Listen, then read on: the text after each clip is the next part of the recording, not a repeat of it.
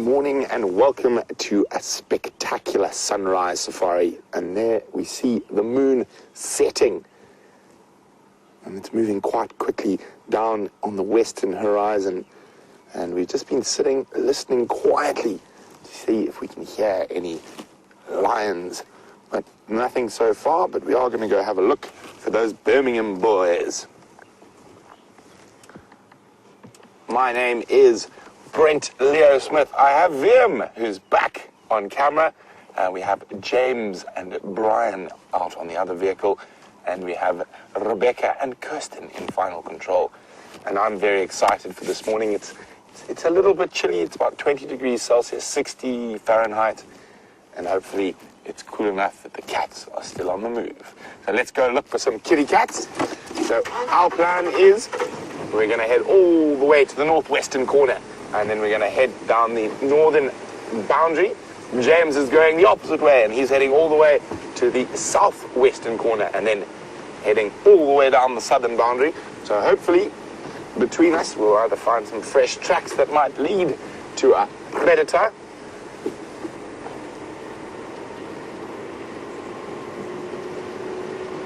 What I found quite interesting is that the Birminghams didn't call last night. There was no roaring.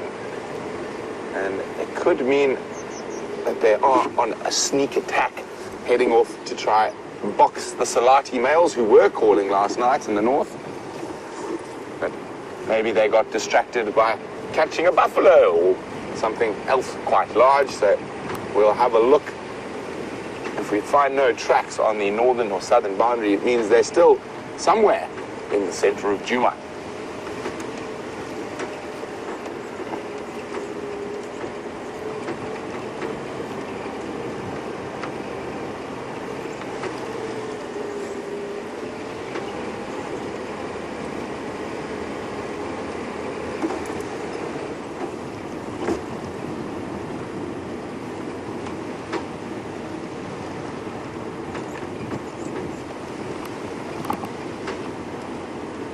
I do love these clear mornings like this, and there's always that anticipation of looking for tracks and what's been out and about overnight. Gets me a shivering.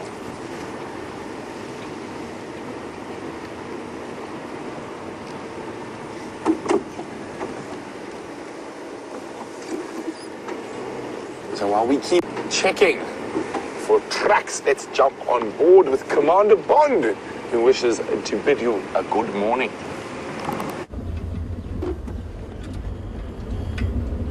Hello everybody, good morning and welcome to the moonset safari that we're having now. Brenty has showed you the moonset. I'm going to show it to you again. We're just pulling up here where we can see it going down over the mountains. Very beautiful. Don't you think, Bryan? Magnificent. Bryan is on camera today as the moon sets upon the eve of Earth Day. In other words, it is going to be Earth Day now. Look at this. Oh my goodness. Look at it sinking there. Oh, that's incredible. Over the top of the mountains there. Now, Bryan will get in there with the super zoom and you will be sore amazed, you will. Oh. Pow. How amazing is that, everyone? It is sinking down under the Drakensberg there. You are most welcome on our little morning jaunt here in the wilderness. I'm very happy to have you along. My name is James Henry, as you may have realized. On camera we have got Bryan Joubert. Hello, Bryan. Hello, James. And starring this morning is the moon. Look at it sinking there. A very subtle kind of ginger color. And as it dips down below the Drakensberg there, that is truly an astonishing picture, it really is. The sun will be rising just 180 degrees the other side of the dome of the sky. It will shortly turn from its kind of, well, it's a sort of pale color, pale misty morning color, It will shortly turn another brilliant colour blue as the low-felt day explodes into life.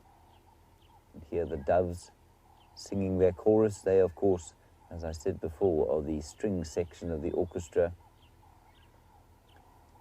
A couple of chagras going like the flute section. A white-browed scrub robin going like the oboe.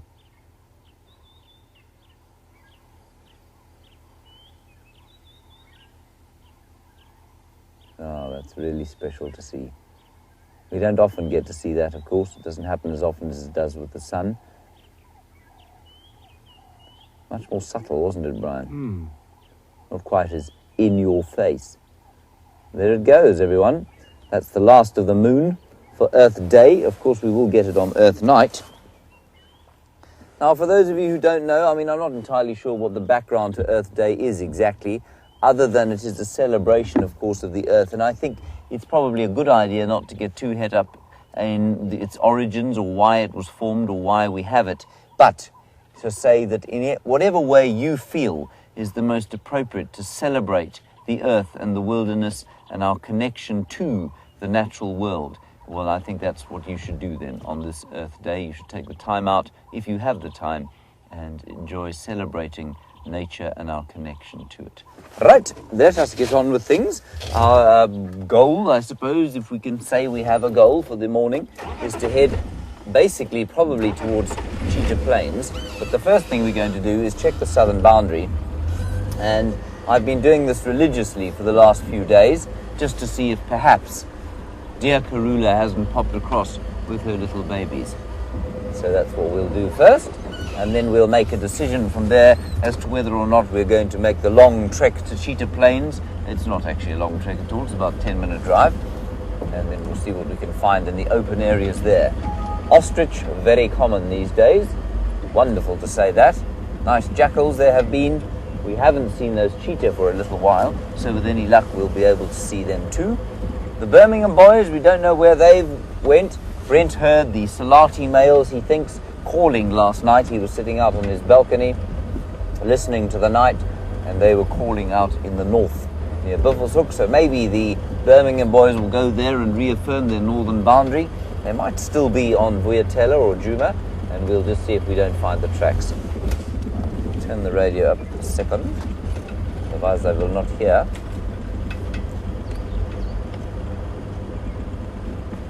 And sometimes it's probably a little disconcerting to you, but the radios are an integral part of what we do.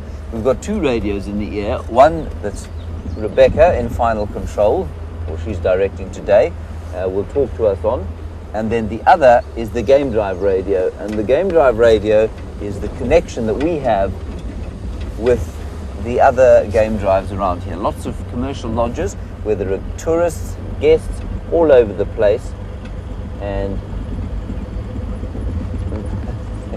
I'm just getting a radio message now, and we're in touch with each other all the time. Quickly across to Brent for an endangered Earth Day message.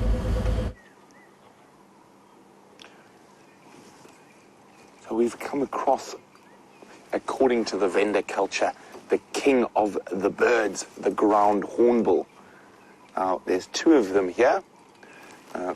That one we can see there is a male. I'm going to try and move a little bit forward, see if we can still get a better view.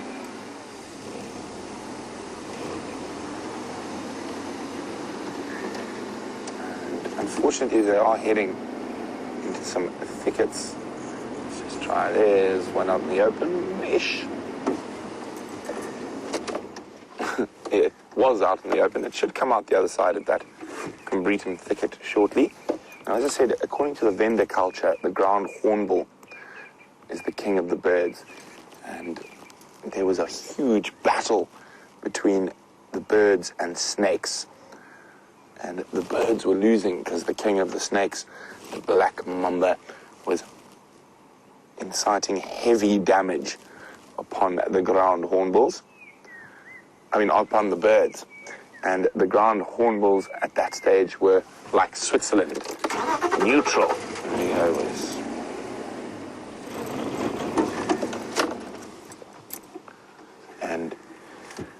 the rest of the birds, oh, we found something to eat, went and begged the ground hornbill, please, please help us in this war against the snakes. We're being destroyed. And eventually, after much cajoling, the ground hornbills agreed. And they met on the battlefield, all the birds behind the ground hornbill and all the snakes behind the black mamba. And the black mamba laughed and mocked the birds and said, is this the best you can do? Is this what you bring to defeat me, the king of all snakes? And it didn't take the ground hornbill very long as the battle ensued. The ground hornbill immediately bit the black mamba in half with that massive bill, and the rest of the snakes fled in fear. Now, the folklore probably developed on the fact that ground hornbills eat a lot of snakes, and they're very good at hunting them. So as they move through the grass, if they see any snakes, they immediately attack them with that massive bill. And it is a nice meal for a ground hornbill, any form of snake, and they will attack snakes like black mambas, spitting cobras, so they're not scared of venomous snakes. And even though they look quite slow, the way we're watching them as they move through the grass there, can be very, very quick, and especially when it comes to cutting snakes in half with that massive bill.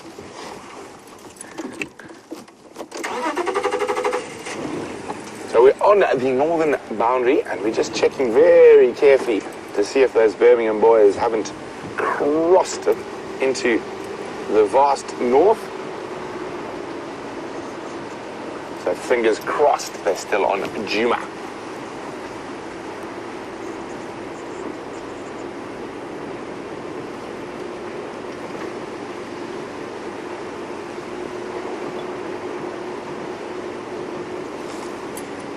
Siberia is wondering where are the Nkahuma girls. The last time they were seen, they were in northern Buffelshoek and near the Manyaleti boundary, and last I heard the tracks of the Nkahumas went into the Manyaleti.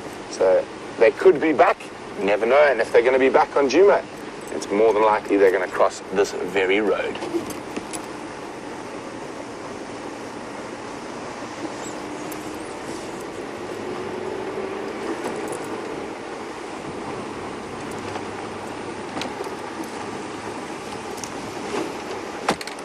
Is that a bush or is that something in the distance?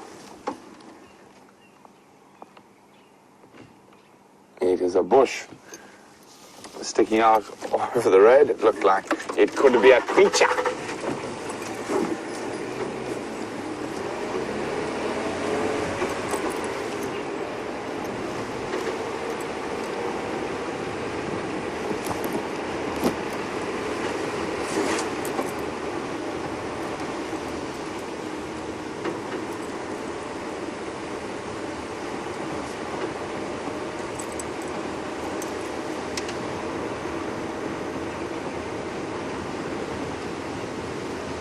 So, Lucy says the Temix Corsa yesterday was a new bird for her, making her bird total 216.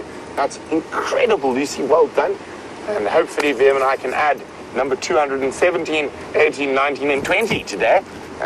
But we will see what is out there. What was that? Trap. So I always find these tracks particularly amazing. Now there, that looks a little bit, when you're moving quickly, like a drag mark. Now that is actually an ant path. So a whole colony of ants have walked down there, and you can see they've even made a track and they've indented into the soil. And it might be have been ants moving house, whereas there's no ants walking on it at the moment. An incredible little track, and often when you're driving, you spot something like that, you're like, oh, yay, drag mark. No, sorry, I was wrong. It was ants. Not a leopard dragging an impala.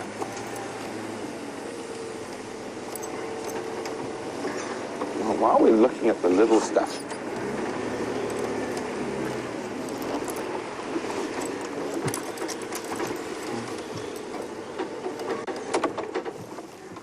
you got that there. Now, look at that shape. It's a very interesting shape. If we look carefully, we can see some movement there. Not only the flies, we see those little red heads of termites. So they will build these above ground tunnels to get to certain bits of food, and there they're heading towards a piece of elephant dung that they're busy disposing of. And we can see those red-headed soldiers on the edges standing guard. Now, Wium focuses on that. Now, if you're a termite, your eyesight's not too good. So you use different sensors to pick up on predators. So Wium, can you stay close on those termites, those ones that we can see there? Now, what I'm going to do is I'm going to go breathe on them. And one of the ways they pick up that they could be in trouble is by picking up carbon dioxide. And the reason they do that is that any mammal that eats them obviously breathes out carbon dioxide. So if I breathe on them, you'll watch them react, and the soldiers are going to start drumming. See that? They're immediately now in defensive posture, ready to defend against the aardvark or aardwolf or any other mammal that might be off to feed on them. You can see they're going to look for the threat now, but we're not going to disturb them too much. But it's incredible that they're able to pick up on that carbon dioxide, and it immediately puts them into a defensive posture.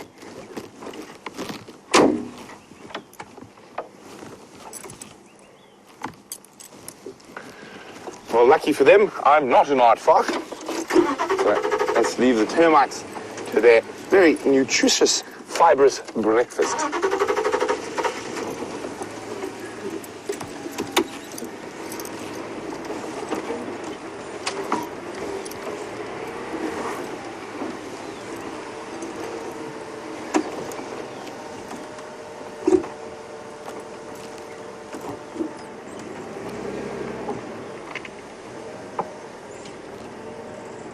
There's a leopard track here, but I think it's quite old.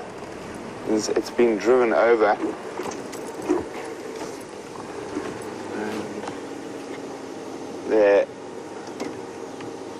But it is quite old, not worth following up on. We want nice, clear, fresh tracks. Not old tracks.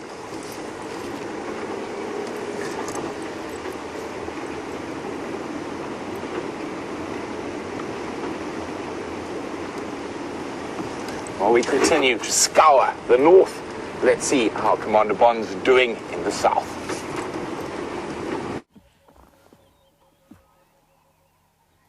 And I, everybody, am scouring the south, and have thus far failed to scour anything other than elephants and buffalo walking up and down this road. We've just stopped here to have a bit of a listen, and also to see if the sun won't peep up. It's about to peep up above a bank of clouds that covers the eastern horizon, and you can just see there, it looks like a sort of bubbling cauldron. If Bryan tilts down a little. There we go, the bubbling cauldron.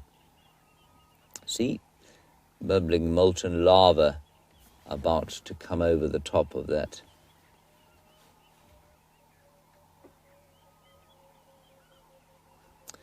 Now, of course, we lost a musician yesterday, the world did, one of the great talents of the world of music, and that was Prince, a.k.a. the Symbol, a.k.a., well, I don't know, he's probably called himself many other things. And Ted, you're wondering if we can have any doves to show him. I'm not sure what the connection is. He must have had some sort of connection with doves, did he? I wasn't that familiar with all of his tunes, but we hope that he's having a good time wherever he is. But there are doves calling all around us.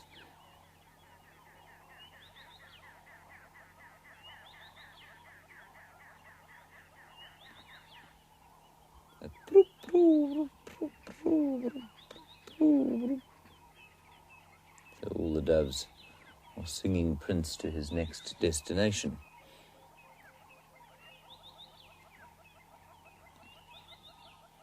And there we go. There is a song apparently called When Doves Cry by Prince. I'm sure I'd recognise it if I heard it, but I can't think of it offhand. Can you, Bryan? You're something of a musical genius. Anyway, there is nothing in the way of alarm calling here. There is just the lovely sounds of the morning symphony. And so what I think we will do is probably head towards Cheetah Plains and see what we can find there. I'll get an update from Ephraim when we're a little bit closer. He'll be able to tell us if it's worthwhile. Otherwise, we'll head up north towards Buffelshoek and see if we can't find tracks of the Birmingham Boys and where they have gone. I know Taxon has already come this way to check if there were any tracks going up and down over the southern boundary. Hasn't found any, so it is entirely possible that those Birmingham Boys are still lurking about on Juma. Bryan, do you think we're going to make it, or should we just carry on? It's getting there. It's getting there, but it's not coming with a great speed. Well, here we go. I think it's going to peep up through there. Siberia, I'll answer your question while we look at this. Siberia Zumi wants to know when was the last big kill on Juma. I'm trying to think myself. Ninkahumas, last kill, did they kill here? I don't think they did, you know. I imagine that the Nkahumas have killed lots of impala here, eaten them quickly and then disappeared kind of thing. I think the last major kill we had here was probably Nkahumas killing that zebra foal about, must be almost 6 weeks back now. I don't recall the Birmingham Boys killing anything particularly large here. And then in terms of the leopards, of course, there have been some fairly large male impala killed. Look at that way, that line, that kind of stripe of pink, shining silver pink, is now really starting to explode. And the sun is going to peep up through there at any second now. There it comes. This is awesome. So Siberia, I don't think there's been a huge amount of large-scale death on Juma for the last little while. But certainly I think you'll find any pride of lions that comes through here will take something small. They'll eat it without us even knowing about it and move on. Sorry everyone, I can't bring myself to start the engine to move. I have to wait for the orb of the sun to peep up through that cloud. You can see the way the horizon's changing there. We do have 3 hours together, so let us be patient and just enjoy the breaking of the dawn. Slightly frustrating as it is. Come on, sun. Bryan, do you think it's going to be another half hour or so? There it is. It's just behind there. There we go. Hooray.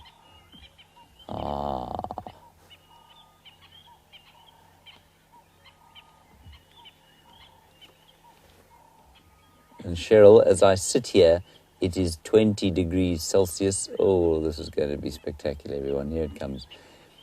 It's 20 degrees Celsius, which is roughly, what would we say? I've forgotten my conversion rate here. Probably about 70 degrees Fahrenheit and 68 Fahrenheit. So it's very pleasant. Cheryl, you want to know when is the best time of the year to be here. I think temperature-wise, this is definitely the best time of the year. April, May, cool in the mornings, very pleasant during the day. Can get quite hot still, up to sort of 34 degrees, which is into the mid-80s of Fahrenheit. So it's very nice. But in terms of game viewing, there isn't really a best time necessarily. November is, if we split it into this, oh, there it is. There it comes. So Cheryl, if we split it into the 4 seasons, we're going into autumn now. Lovely temperatures this time of year. Water is starting to dry, so animals starting to concentrate around the bush. But there's still a lot of greenery, so it does still look quite verdant and fertile. Oh, wow. That's amazing. Going into winter, Cheryl, the leaves start to fall off the trees, the grass starts to die back, so it becomes slightly easier to game view.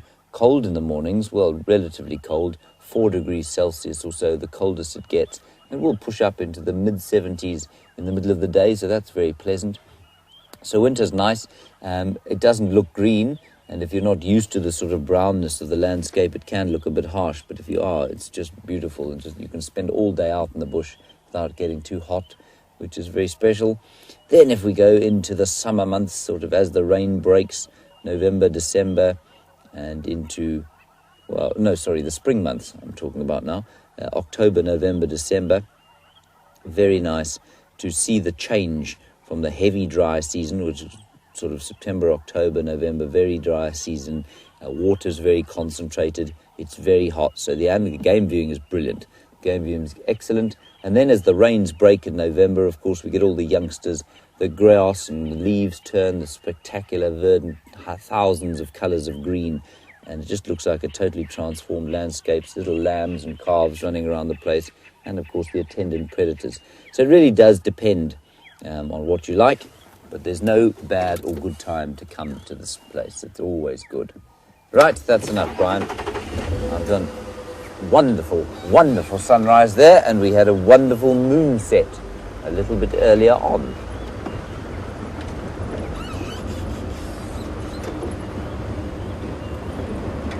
Just listening to the Game Drive radio. Just chatting about Taxons just trying to find the tracks of those male lions, the Birmingham Boys. They were very quiet last night though, and that's quite interesting to me.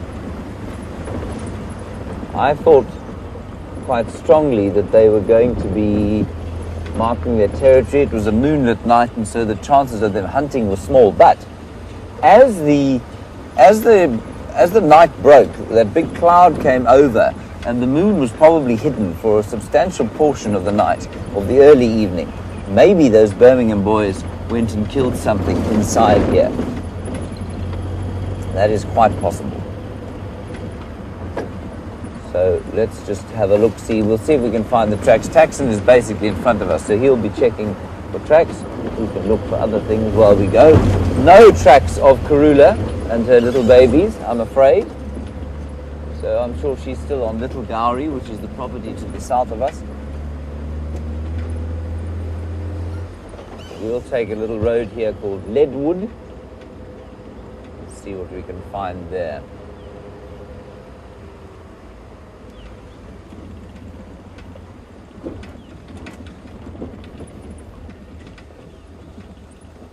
And Marjorie, you were wondering about Karula, and you're in Texas. I have not heard of any. I have not heard of anybody seeing them lately. This is the leadwood tree, everybody, after which leadwood gets its name. And what I wanted to show you here was a fig tree. We saw a fig tree the other day. We saw a fig tree the other day on Cheetah Plains, and it was freestanding, but they don't start freestanding. They start off growing inside other trees, and there was one in this leadwood, and I wanted to show you the difference. But it seems to have gone, Brian. Sad. Maybe it's just decided it's going to wait for better times, for more moisture. But they are great skeletons, these chaps. They stay up for hundreds of years after they die, the leadwood trees. You can hear a hornbill there calling. I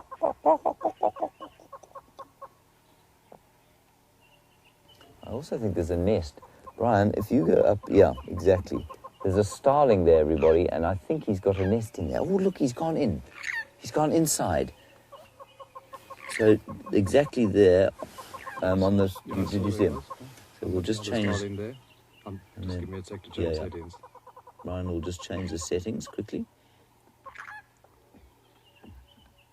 The new camera, of course, has these remarkable functions there. Now, in the gap between those two branches, or where the, you can see the broken bit at the top, and you can see the other starling to the left. But that little hole down to the right-hand side of your screen now that Brian's focusing in on is a starling nest. So that's obviously Mrs. Starling outside, or Mr., and Mr. or Mrs. went into that hole you can see, and is perhaps lining the nest to feed some youngsters. It's a strange time of the year to be doing it, but maybe there's some fledglings about to come out. That's nice to see. Righty, on we go, Leadwood Road, and then we're going to go to Cheetah Plains. Oh, yes. Just appreciate the colours there. Isn't that spectacular? Singing the morning and preening the feathers. Remember that activity that starling is engaging in, the feather preening, is massively important. In the same way that it's important for a commercial aeroplane or even a private aeroplane to be serviced almost as it lands before it takes off again, so the starlings must make sure that the feathers of their wings, or all birds must do this, make sure that the feathers of their wings are lined up, that the barbs are in place, that the wings are oiled, so that when he leaps off that high branch and opens them, it doesn't plummet to the floor. It's a wonderful, wonderful picture of the iridescent feathers of the Birchall starling. Alrighty. Very nice. Thank you, Bryan. Just going to quickly find out, there were some tracks heading across the boundary, I think probably the Birmingham Boys. Tax, can you tell me what tracks those were crossing the boundary? Tax, you mentioned some tracks crossing the boundary. What were those? Just buffalo tracks. Copy in to confirm no tracks of the Birmingham Boys.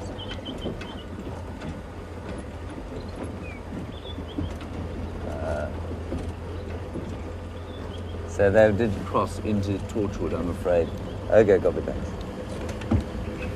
So no lions, well, no male lions today, I'm afraid. They've gone to Torchwood to do a patrol there, no doubt. Well, the prospects are still very good. We have had reports of the wild dogs still around Simbambili and Elephant Plains, and with these full moon nights they're going to be moving quite extensively, so with any luck they'll pop across here in the next little while.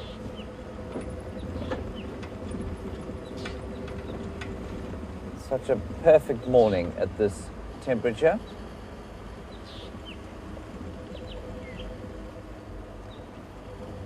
And Donna, we were looking there, of course, at the Birchall starling, which nests in a tree hole, and many birds nest in tree holes.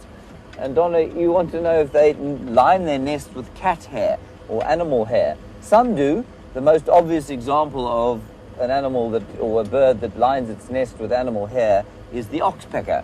They line their nests with the herbivores' hair that they sit on, so they harvest a bit of fur and put them in their nests. But cat hair, no, I don't think so. Maybe, I'm not sure where they would get any. If there was maybe a fur ball, I suppose there might be a bird that would use it to line the nest. But generally the birds that make the sort of cups, the traditional kind of robin's nest, if you like, of a cup of sticks or cup of grass, they're normally lined with spiders' webs, if they are lined with anything at all. And then in the holes of the trees, it's often sort of dry leaves, spiders' webs, and the hair of herbivores. But if a bird was to try and land on a lion and pluck a bit of mane out, it would probably be snapped into the jaws very quickly. Right, Brenty's got some tracks to show you. We're going to head east towards Cheetah Plains.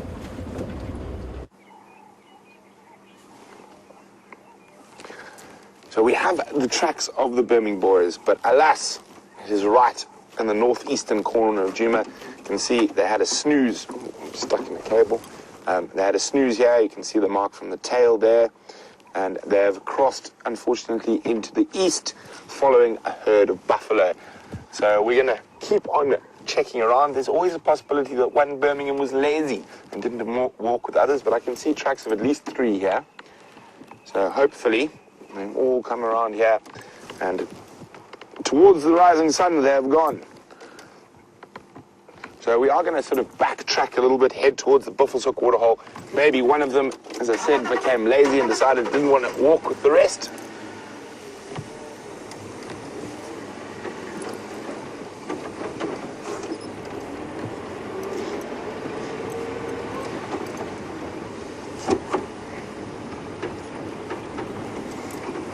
So, good morning to Bryan in Philadelphia. Bryan is wondering, is Buffelshoek the boundary of the Sabi Sands and Manyeleti? It is. They have a very long boundary with the Manyeleti in the north, and it forms the northern boundary of the Sabi Sands Game Reserve.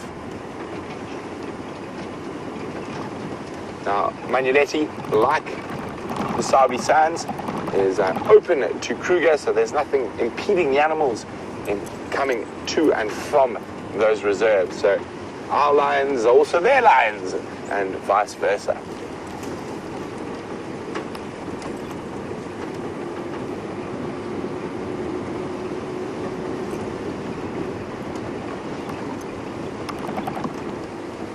James.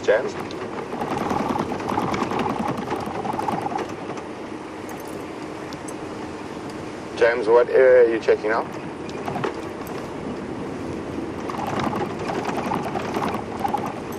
Okay, copy, thanks. Just coordinating our multi-pronged attack on the tracks of Juma. James is going to leave me to scratch around, see what we can find here. And he's very excitingly heading off to Cheetah Plains. Maybe there'll be some cats on that side of the world.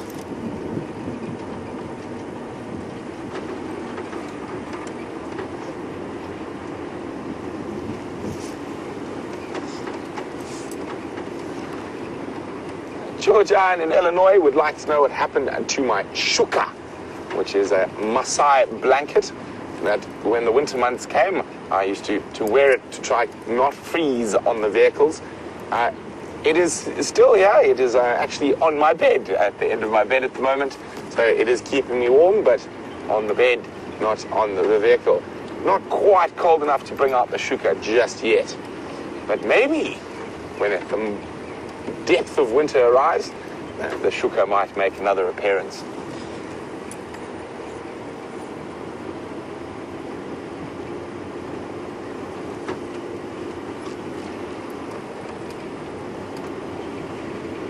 So a reminder to everyone that today is Earth Day.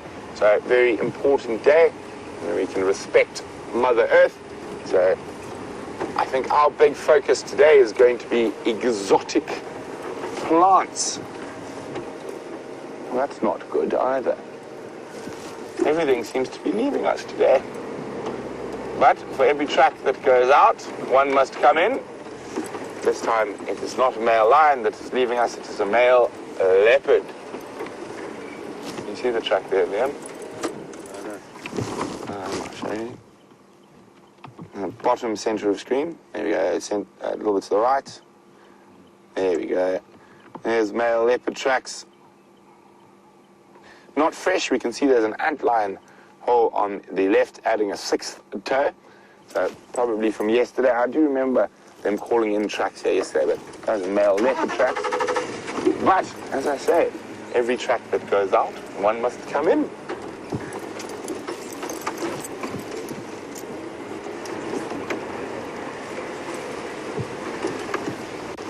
As I was saying, Earth Day, we're focusing on, well, I'm going to focus on invasive species and how bad they are and what you can do to help. If you have any exotic species around you, pull them out, and in the future, one should plant indigenous to your area. A lot of the really bad exotic species out here have been brought in normally as decorative plants for gardens, and obviously with rivers and birds, their seeds have spread and propagated all over the place.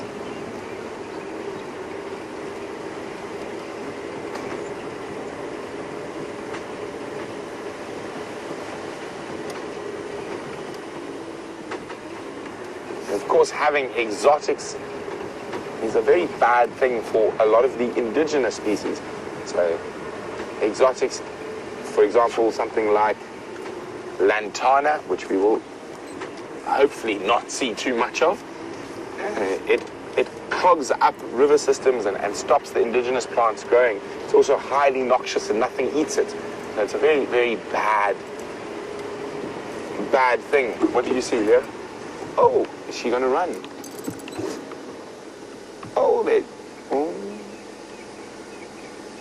Don't run, little duiker. She gone. Oh, they're so quick. There's a little Grimm's bush duiker, or just a common duiker is another name for it. she's very quick. her forward maybe slightly. There we go. Oh, off she hops. So one of the biggest problems with invasive plant species is that they affect the water table. A lot of them are more thirsty than the indigenous plants. In certain cases, they actually cause little rivers and streams to stop flowing from their root system, sucking up all the groundwater. So they're just very bad in terms of removing groundwater, out-competing the indigenous plants, and in a lot of cases, there's no animals to eat them because they're not from here.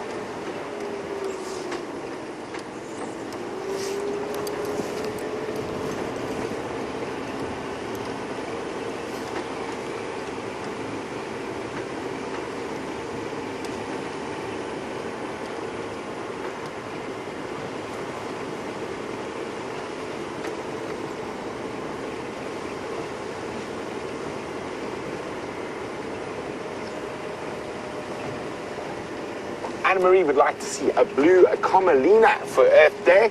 Well, we'll keep our eyes peeled, Anna-Marie.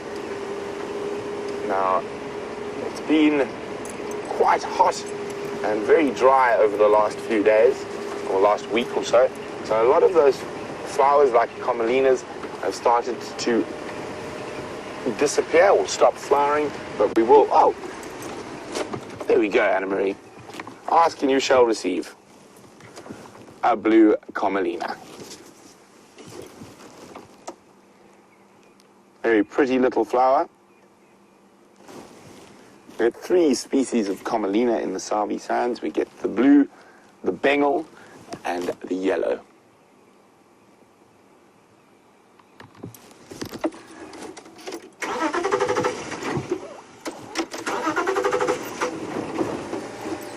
So we're nearly at the Buffelshoek waterhole. See what's out and about there. Hopefully there's 1 or 2 lazy Birminghams.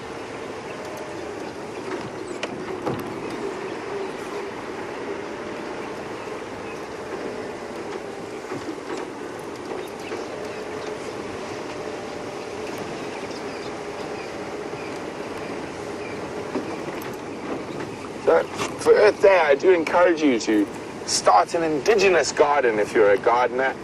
Try to keep species that are native not only to your homeland but to your area.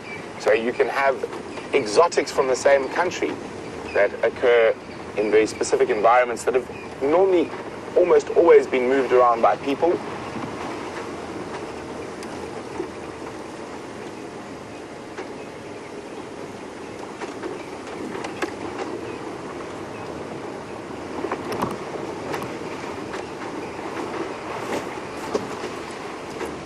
Well, Donna's doing her part with her herb and vegetable garden, and always very good to do that. She even just chops the top of the pineapples off and plants them. Now, it's always very good to keep your own little veg garden or herb garden to help sustain yourselves, and it takes a bit of pressure off the earth because large-scale farming or anything in large scale can be a little bit difficult. And there's Sam out on tracking team with Connor. Hello, Sam. Lion tracks went into Torchwood, so we're just looking to see if there's a leftover lion who got a bit lazy and didn't follow the rest of them, but I think they're all gone across, unfortunately. There's absolutely nothing. They obviously chased them out. Yeah, well, there's lots of buffalo tracks. They're on a herd of buffalo at the moment, from what I heard from Tax. All right, so is there anywhere you would like me to search? Juma is your oyster, wherever you would like. All right. See you guys later.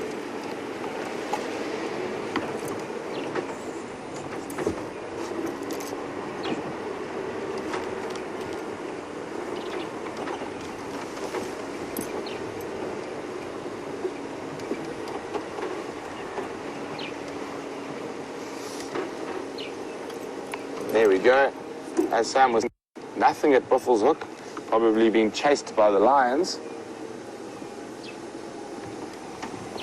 So Jen is saying when she was in the Drakensberg, she was told of a tree that was introduced originally to help with the tanning process, and and it has now sucked up all the water. Could this possibly be a wattle? It is most definitely 100% a wattle tree. It's also used, what'd you say? No, that's the lion tracks. Ah, the lion tracks, yes. Wium spotted the lion, so the Birminghams did come past here and chase everything. So we're going to backtrack on their tracks. I think they're coming from down towards Inyala Road. So, Jen, yes, it is the wattle tree. They are grown commercially as well, which is a bit of a difficult thing because it is a very big business here.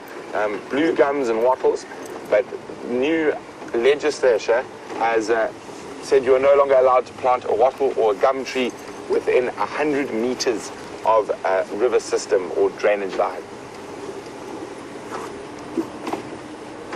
So that should help.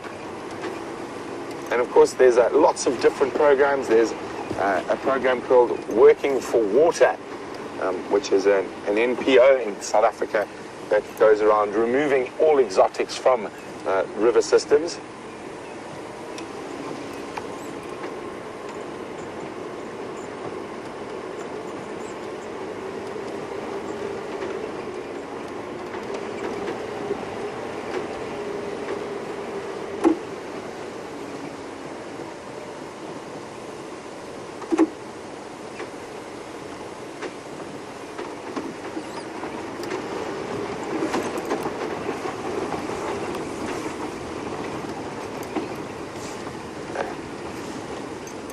So far, very, very quiet. I haven't heard any ellies.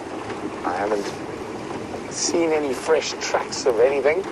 But we are going to keep cruising through. I think we might start heading west to see if there's anything happening on Arathusa.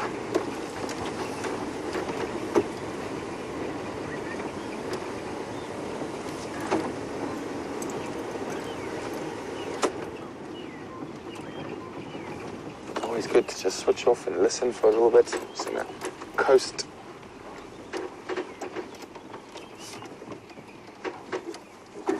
And we were chatting about wattle trees. And here is a wattle, but it's not a real water. It is a weeping wattle. So this is an indigenous wattle, also known as the toilet paper tree for its very soft leaves. Just listening carefully. Unfortunately, it doesn't sound like much is out and about at the moment. So we will march on.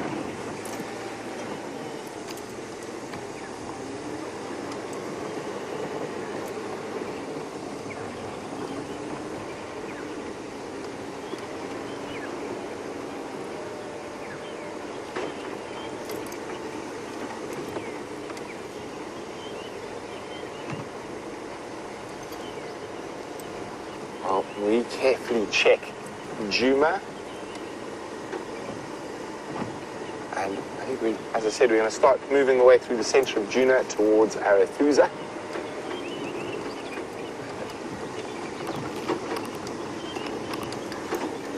It's lovely. Bunch of birds calling at the moment. You can hear a white-browed scrub robin. Rolling in vomit. Is that not a time?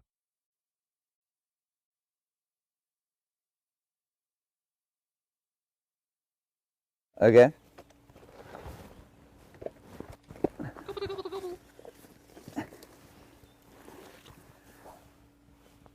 Hello, everybody. Are you copying me, Bryan? 100%. Oh, good. I've just run over to this tree to show you what I was talking about earlier. This is the fig tree. In fact, I think it's another one, not the same one that we found the other day. And it is growing upon a termite mound. Now, what I'm going to try and do is find the remnants of whatever it was that it was its original host.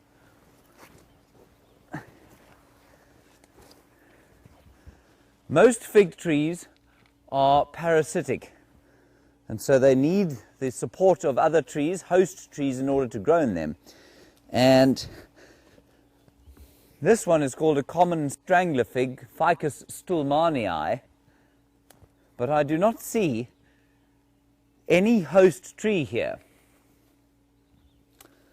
So I wonder if it isn't just very old, perhaps, and it's eaten away the host tree's rotted away, and then it's become freestanding, or if maybe it didn't grow on its own out of this termite mound, the fig having been pulled in there by perhaps a termite or something like that.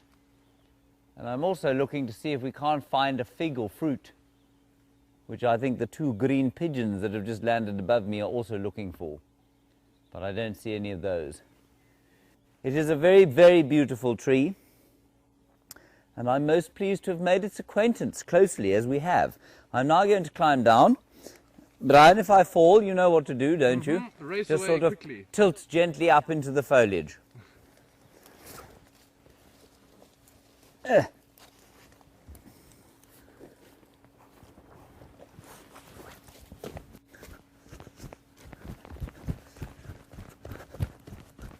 I know you can't hear me unless I'm close by or high up, so I'll just run out to the bush. There we go. Okay. I feel quite breathless. Quite breathless, Bryan. This is exhausting. There we go. I'm not bending over because I'm breathless. I'm bending over because there are two very pretty grasses here. See them?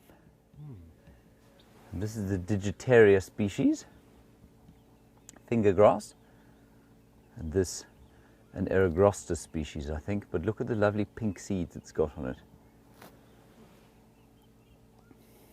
Anyway, that's the grasses. We came over here hoping to hear news of some kind of exciting sighting going on, but the radio has failed to pick up anything so far, so we're just going to continue sort of to the east and into those wonderful clearings that they have here at Cheetah Plains. And you'll see what we can find there. And I'm sure as we get closer, the radio will become slightly more apparent, or slightly clearer. That really is a lovely fig tree. It's probably, well, you saw how tall it is. I'm about 5'8", and that tree is almost the size of Bryan. Little bit bigger. Little bit bigger. Beautiful. Alrighty, on we go. And there, the golden orb of the sun hangs low in the sky. It's quite difficult to think of new ways to describe the sun every day, Bryan. It's not easy, you know. Very, very difficult job that I have. Yeah. Very. Exceptional. You know, driving around here, looking at all the nice things, describing the sun that comes up every day. Not for the faint-hearted, I tell you.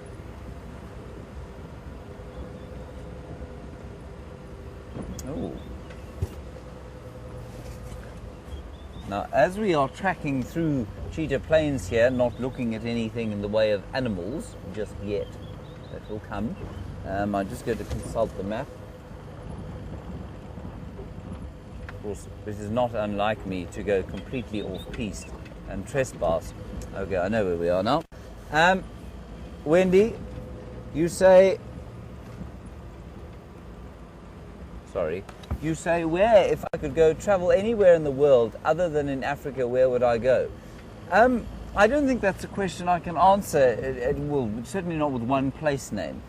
So, I mean, in terms of wildlife, I guess the most obvious places would be to places like India and Asia, maybe into South America, definitely into South America, even parts of the United States. So, yeah, I mean, if I was to choose one wildlife area to go to and to go and visit and sort of where I could experience unusual wildlife, I think I would probably do a wildlife, there's some kudu. I'd probably do a wildlife trip through India to start with, because they have tigers, leopards, lions, bears, antelope, wild dog, wolves they've even got. Oh, there's a beautiful male here, Bryan.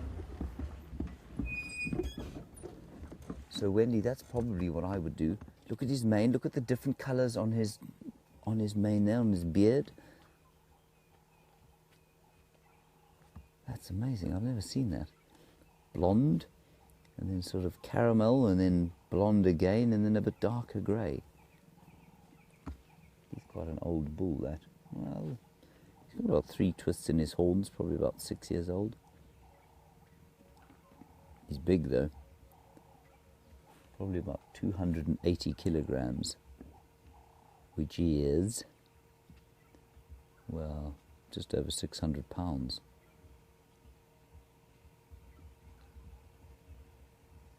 But Wendy, I would also then like, of course, to see the jaguars of South America, the wide open spaces of the Pantanal, the amazing rivers of the Amazon, that sort of stuff.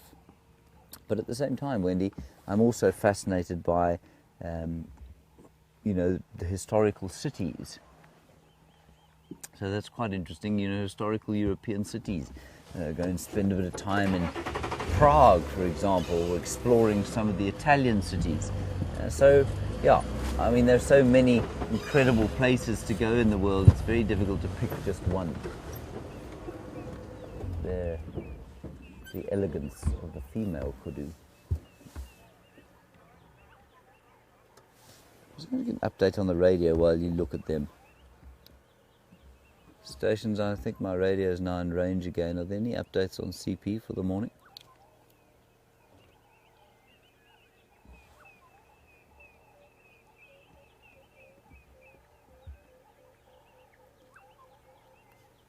Thanks very much, Peter. Okay, nothing going on here at this stage, other than those wonderful kudu. Their ears scanning all the time, like satellite dishes, listening, listening, listening. They're eating new shoots, probably of saplings.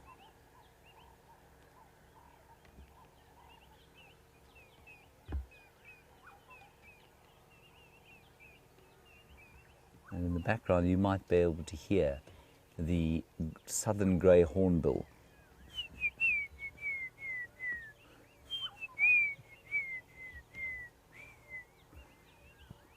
So mournful. Look at that. Oh, that's just brilliant. Look at her eyes. See the ticks underneath her eyes.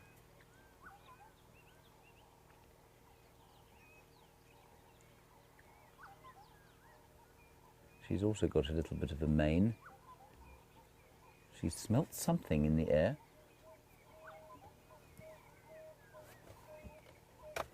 Go ahead.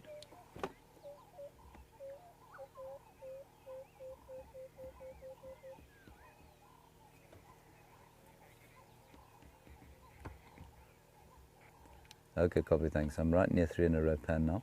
Apparently, everybody, there's a giant elephant bull at 3 in a row pan, which is quite close by to where we are. That's triglyceride pan, Brian. Yeah. Let's go there and have a look. Let me just not miss the road. I know where we are, that's fine. I think I know where we are.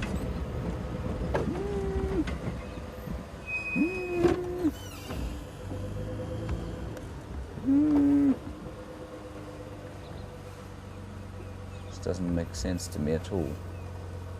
Yes, it does. Yes, it does. Let's go this way.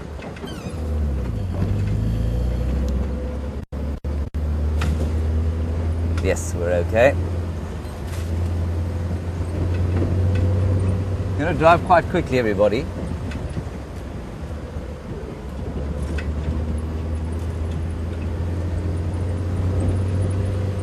Now, Naomi, you're sitting in Pretoria, which means you got up very early in the morning to join us on our drive. Thank you for that, Naomi. And you say you've noticed a number of paths going through the bush. And I'll just show you what Naomi's talking about here, everybody. Here's a game path going through the bush. You can see that it's been very well worn. That's not a human path, that is a game path. And Naomi, you want to know why or how they're formed. And yes, well, that's basically your question. Naomi, they're formed by animals moving to and from common places. So water or places of good grazing, normally water. And so the closer you get to water, the more common those paths will be, and the more often you'll find them coming from different directions.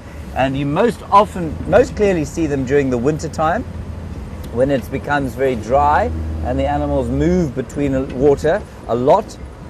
and they all move towards concentrated water. And then you also see them commonly if you fly over an area like this. So I mean, we drive through this area and we see that these trees, it looks quite thick around here. If you fly over the area, it looks completely open, and you can appreciate the amount of space between the bushes here. And you can see those paths moving between the bushes, concentrating or converging on the water. Here is Triple Waters. Triple Waters south is dry. Triple Waters middle is almost dry. Now, Ephraim said there was a huge elephant bull here at this pan.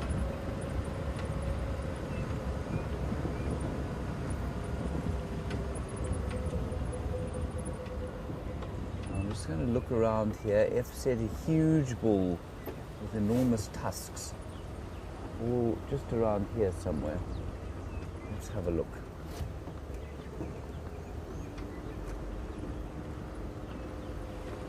We'll just see if he hasn't headed off into the bush. I can't see his tracks anywhere. Oh, here they are. He is going north. Going north up the road. I can smell an elephant. You smell him, Bryan? Oh, here he is. Can I move in there? If I'm still with him.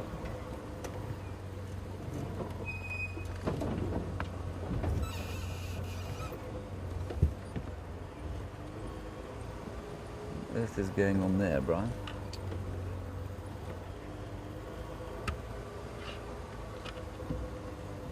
Jeepers creepers, look at those tusks. Everyone, we will get a better view than this, but I'm just going to ask Bryan to zoom in on him from here. That is the biggest tusker I have ever seen here. Bryan, this is the same guy we went past the other day, don't you think? Yeah. Isn't that fantastic?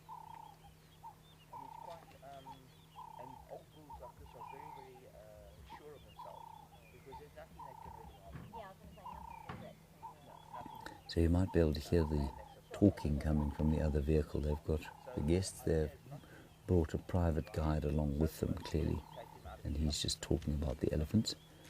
But those are enormous tusks. Bryan and I drove straight past this elephant the other day on our way to the wild dogs. We had a quick look at him, and we drove past him, and I said that he would probably flick round. So elephants, if you drive past them quickly, they don't like to have their backs to you. This guy was so chilled out, he didn't even blink.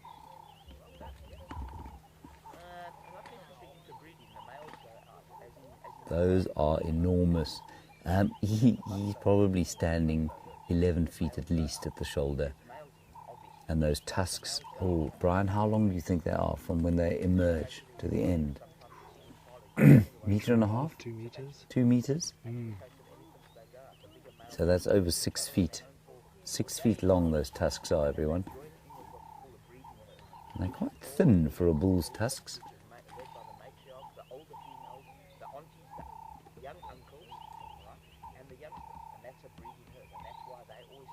Oh, this is just stunning.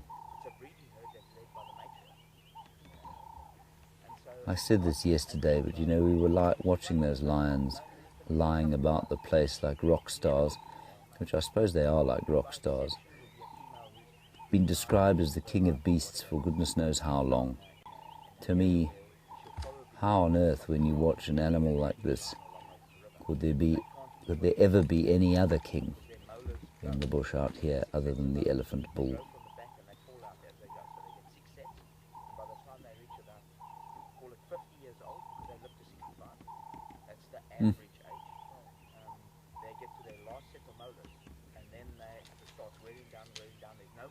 Look at those ears, thousands of stories they will have to tell.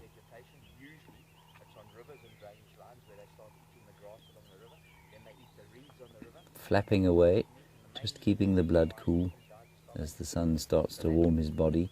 And now a big body like that, everyone, 6 tons of elephant, A big body like that will take a long time to heat up and at the same time take a long time to cool down. So the energy balance or temperature balance for a big elephant like that is very different from that you would experience. You will heat up much faster and cool down much faster.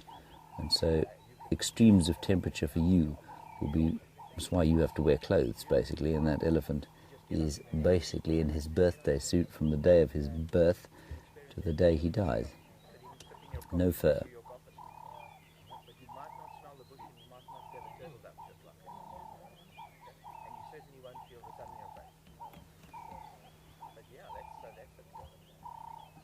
Just going to wait here. We can't really move forward. I would like to move forward, but there is a vehicle in front of us. I'll just give them a bit of time, and then we will spend a bit of time getting a bit closer to the front end of this fellow so that we can appreciate his face and just try and get a sense of his personality. That might sound a bit ridiculous to some of you, but I think all of these elephants have got unique personalities. He's particularly chilled out at the moment.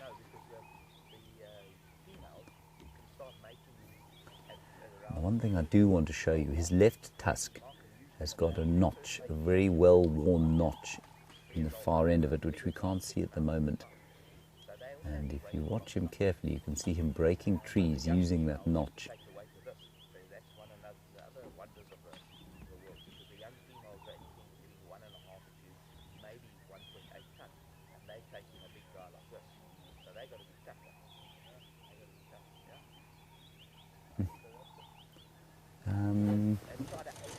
I'd like to move here.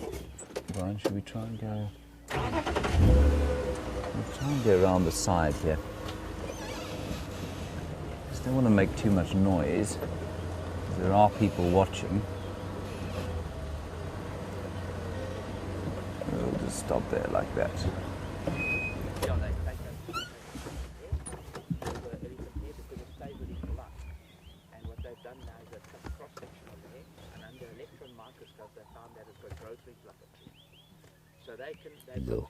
Look at his old eyes, telling us a story.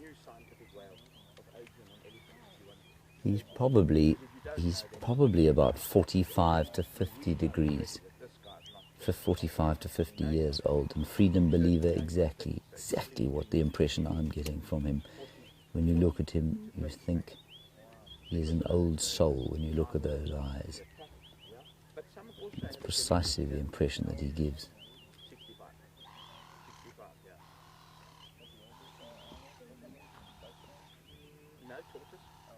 Can go between 70 and 100, and the Galapagos tortoises, which we don't get here. You know, Darwin's great island of evolutionary proof, they can go to 200 years old, 200 to some places they 400. But those are. He is streaming a little bit from his temporal gland between the ear and the eye there, which indicates a little bit of stress. I'm not sure what that would be. But he's certainly very relaxed. He doesn't look in the slightest bit affected by us or the other vehicle in front of us. You can get a left trunk ellie, right trunk elephant, but a left trunk ellie. So predominantly he'll use his trunk either in a clockwise or an anti-clockwise, because that's Look at the size of his ears, full frame. Definitely he's a left tusk elephant, because he's got a long right tusk and his left tusk is already shortened and worn. So what he does is he uses this to push the branches. Now, Sheila, you're agreeing with me that this is the ultimate king of the wilderness, and you also say, what do those tusks weigh? I think you'll probably find that they weigh about 60 to 70 pounds each. 60 to 70 pounds each, maybe a little bit more than that. I'm just going to ask Ephraim if I can go around him. In fact, I'm just going to do it.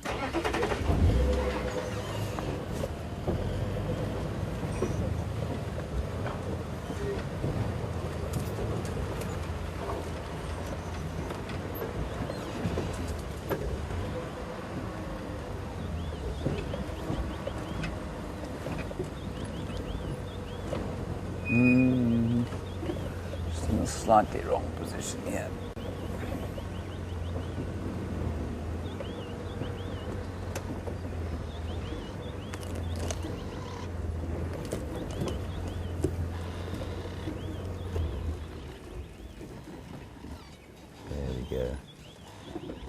It's not ideal, everyone. I just don't want to get in the other vehicle's way. They're obviously in the midst of a lengthy treatise on elephants.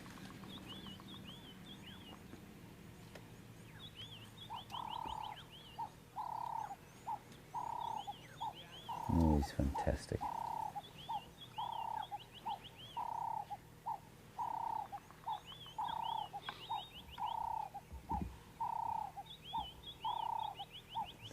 He just gives off a complete aura of peace. And Sheila, as I said, the tusks I think weigh about 60 to 70 pounds.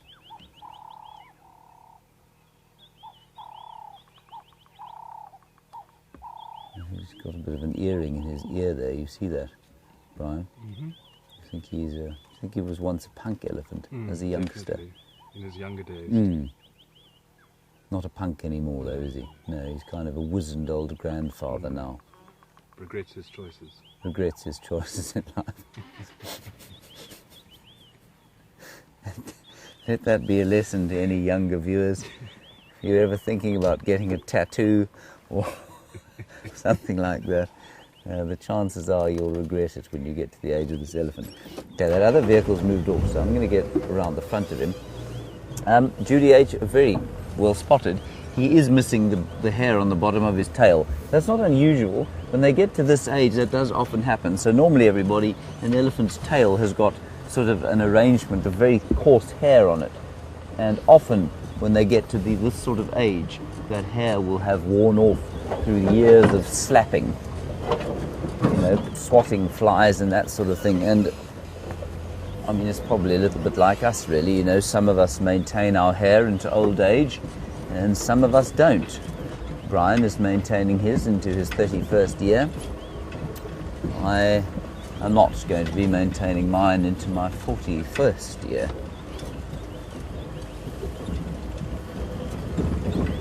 This is a magnificent elephant.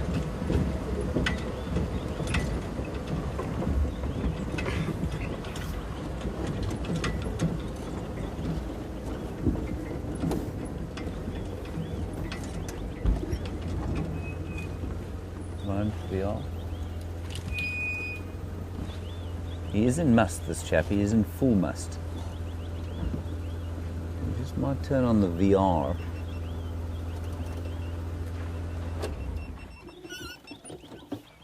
Yeah, he's in full must. Oh, there's a Kudu alarm calling at the back. Pow! And there were tracks of a male leopard here.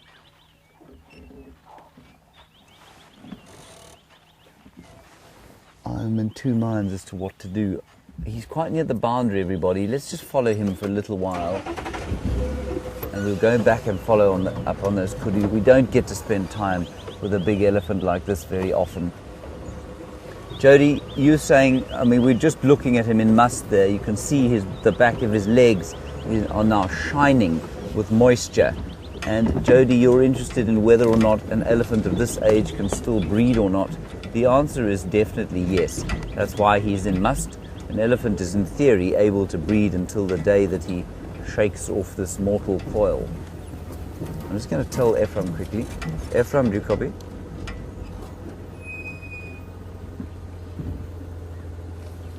F, do you copy F?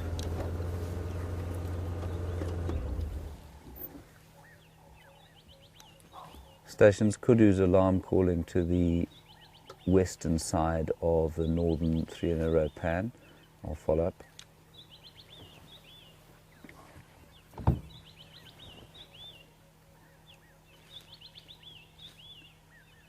Oh, he's just great.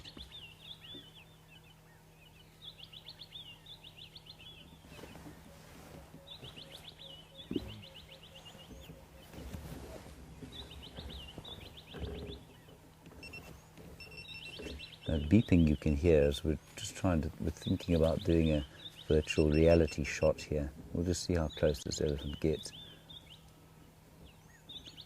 I don't want to push him though.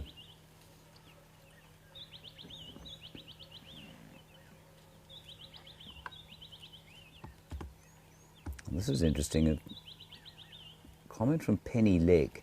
Penny, you say you believe you know this tusker and he's called Kumana. Now, many of the big tuskers in the Kruger area do have names. They are named and they are well known by the travellers that go through the Kruger, and this might well be one of them. Wasn't that special? I'm just wondering if we shouldn't leave him to go and see if we can't find what those Kudu are shouting at. They're still going crazy behind us.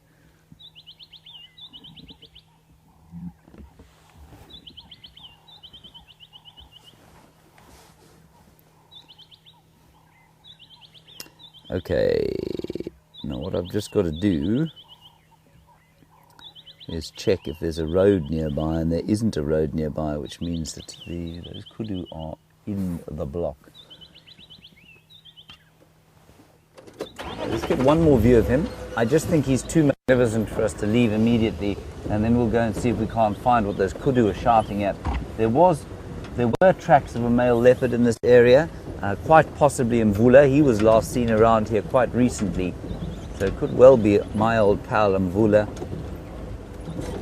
Tamara, sorry, I missed your question. Rebecca, can you go again with it? He's walking now with a bit of purpose.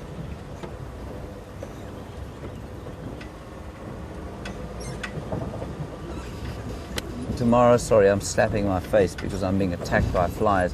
You want to know how old elephants get? Well, elephants can get to around 65 years, potentially. I think you'll find in the Kruger area it would be unusual to have an elephant of over 55 years old. I think that would be an unusually old leopard. And of course, they don't last as long in this area as they might in somewhere like Botswana, because the food they eat is that much harder.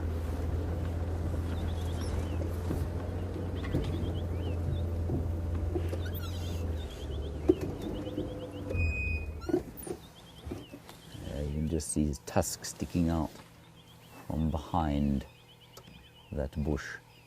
So Penny Leg, please send through how you know he's called Kumana and where that information comes from. I think that's fascinating, that he may be one of the well-known tuskers of the Kruger.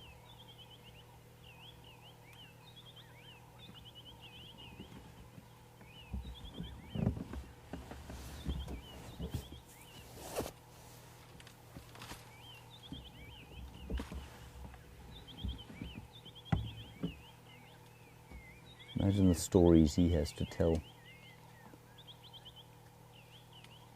I mean, if let's put him at 45 to 50 years old.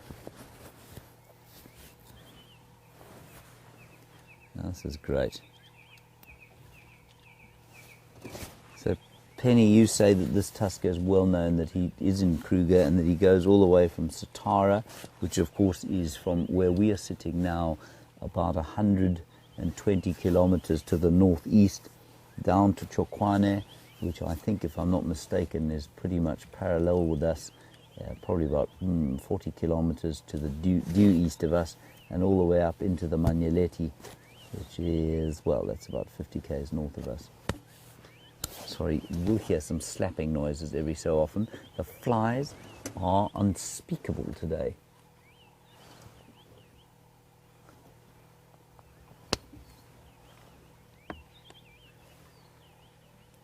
Oh, look at his eyes.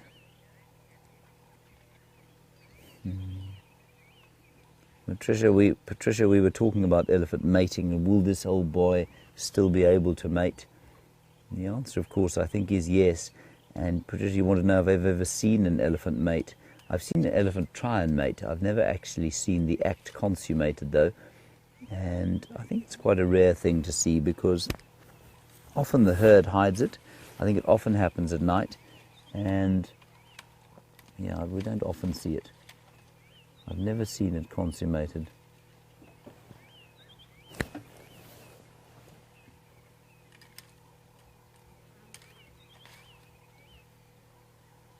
He's making short work of that combretum tree.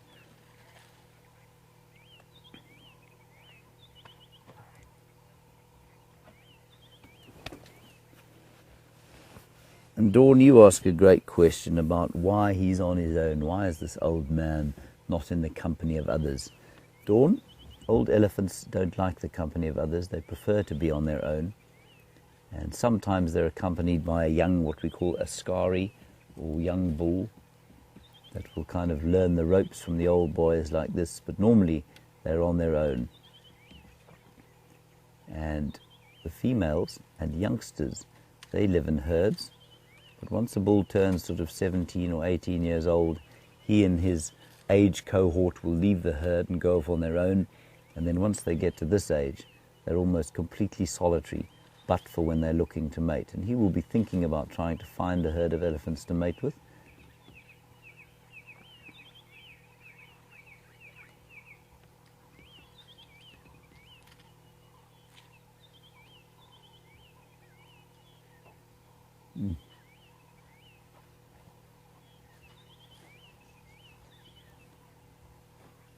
Let's just watch him walk past us here. I think this will be worth watching. And then we'll go and follow up on those shouting kudus. Now, oh, you can see the notch there, Brian. Can you see it there in his left tusk? Just right at the end, and you'll see him maybe use it now. Yeah, he just used it there to break off that little bit of branch. There, you can see that little notch in the end, and he'll use that to wedge between the branch between his trunk and his tusk, and then snap it off.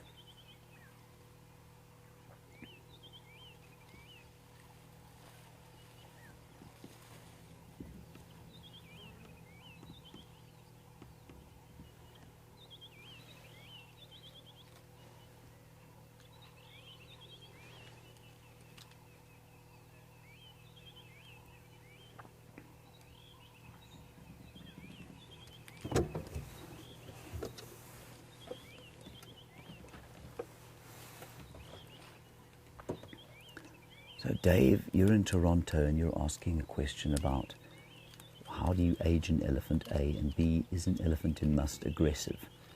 Well, you age an elephant, Dave, from its size. They never stop growing. This chap is absolutely enormous. You can tell from the shape of their heads. You can tell from the condition of the skin, the condition of the ears. And it's largely based on experience, Dave. There he's using his notch, his tusk notch. And then you want to know if they are aggressive. Well, Dave, he's not aggressive. He's definitely not aggressive. Is he more easily irritated than an elephant not in must? Yes, quite possibly. But the older they are, the less irritated they tend to get. He's watching us, there's no question. And now I'm thinking about moving.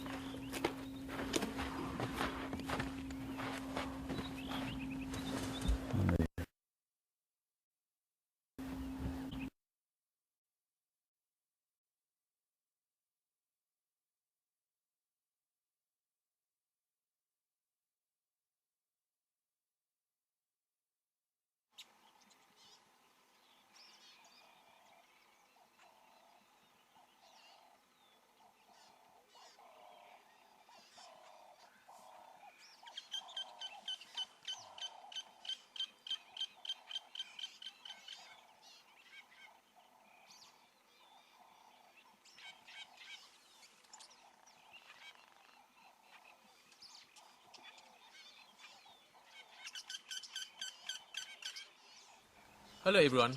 Being out in the bush and being out there live has its technical challenges. Been running, hopefully we won't have any more trouble, but exciting news where Wium and I are following the tracks of Karula. We lost them in the block here. We're just checking to see if they've come out onto Mumba Road.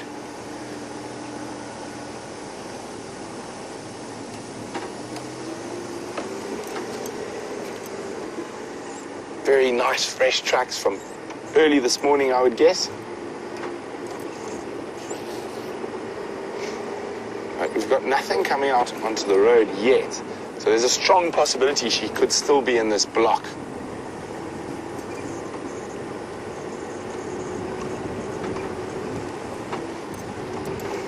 Lots of spider webs, trickling my nose. Oh, and hyena. Not the tracks we're looking for.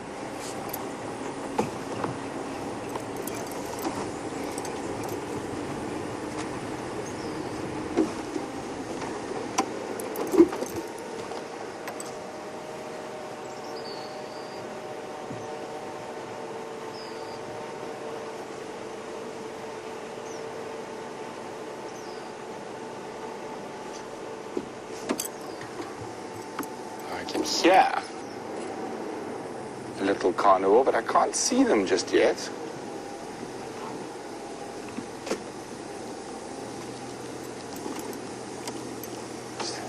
Where are you hiding?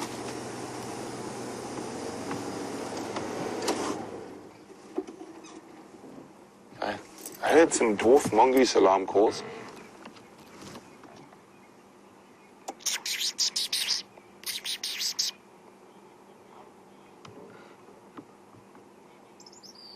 There we go, here. Have you seen them, Vim? Yep, they're right here next to that. I'll go back. Yeah.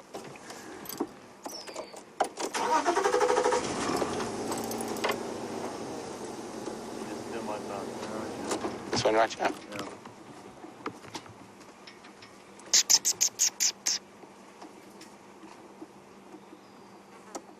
So they're here somewhere, very close. I can see a bit of dung. There's the dung there. That hole.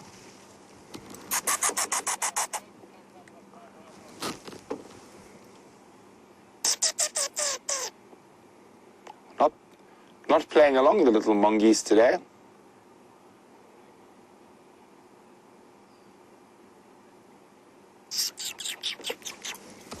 Well, we're going to leave these guys. They don't seem to be too... Did you see one there? Nah, I saw one there earlier. Ah. So they're not playing along. So let's keep moving, see if we can find any tracks of Karula.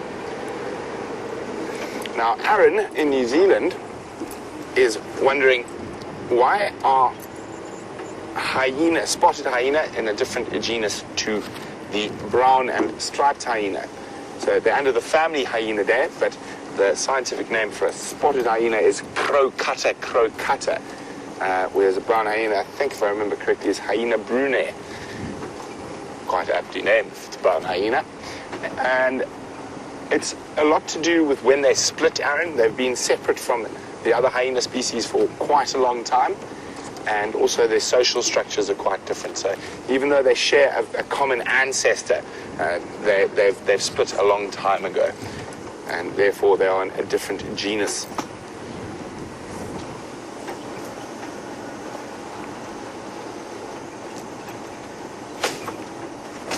So no luck yet with Karula tracks. I think she's still in here somewhere. Might be worth going to have a little walk. Maybe she's got some meat in there, but we're going to keep moving around, and we're going to loop around towards Leadwood. Make sure she hasn't doubled back on us. Oh, spider webs.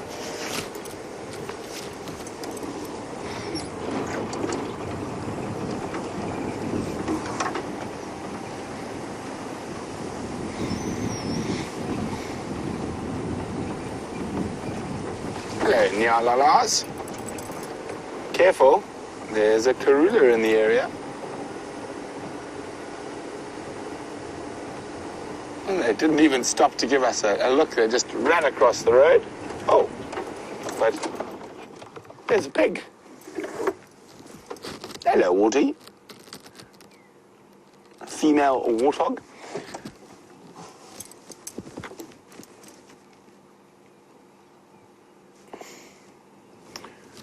Trotting off. It seems like no one wants to hang around with us this morning. Not very popular this morning, are we, Vim? Doesn't feel so. Hey, little piggy.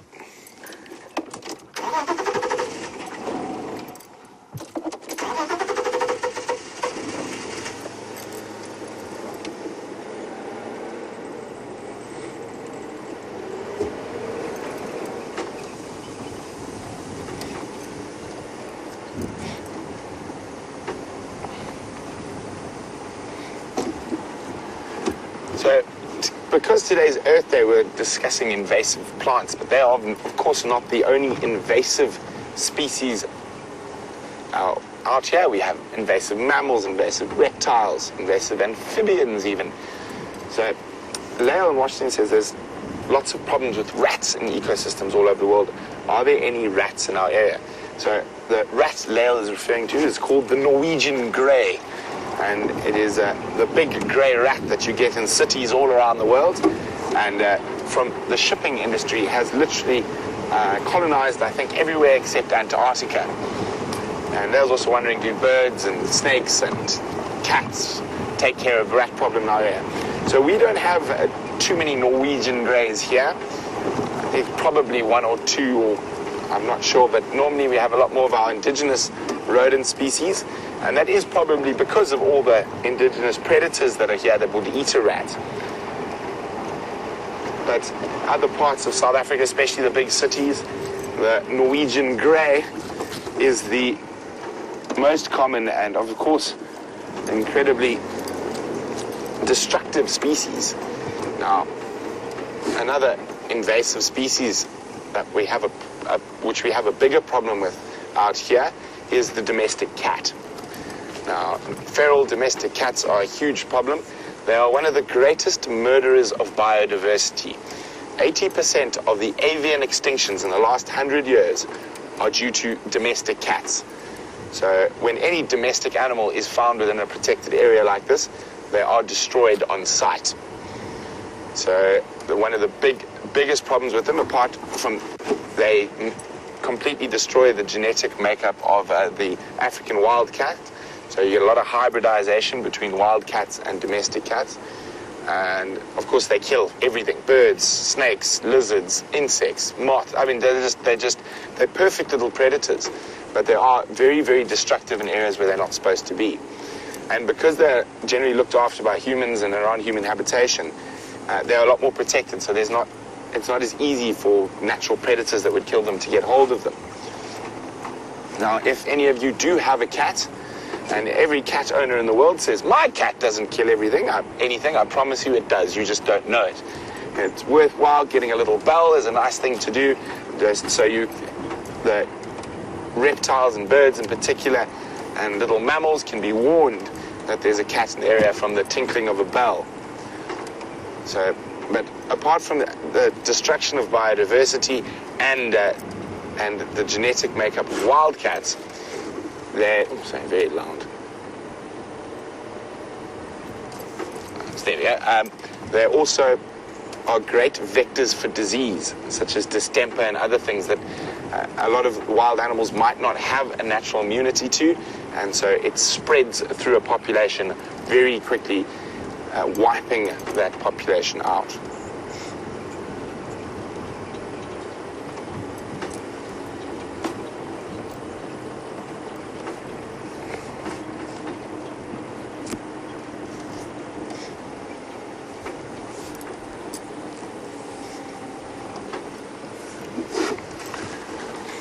Marianne in Boston says that was a great idea, getting people to try plant indigenous gardens and removing invasive plant species.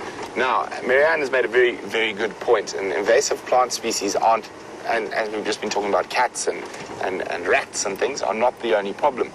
Now, in a lot of parts of the world, invasive fish species are a huge problem, and Marianne's asking, please tell people not to introduce invasive fish species.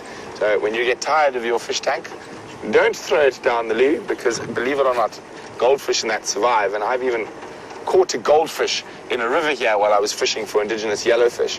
I was very surprised. But the United States has a huge problem with invasive fish species. In particular, in certain parts, the Asiatic carp. We have a big problem with carp here. We actually have a big problem with bass in South Africa. The Florida bass, or the black bass, I think those are two different species, but they're a huge problem for us in terms of wiping out indigenous fish species. And of course, trout is also a big problem for us, even though I like catching them. They are a huge, huge problem in the rivers. Now, I think that one of the spots that's got one of the worst invasive fish problems is Florida. Now, our catfish that we've seen lots of different things eat here is a huge problem in the fresh waterways of Florida. Also, the snakehead, which is from Asia, peacock bass from South America, all in those canals and that around Florida, destroying the indigenous fish species.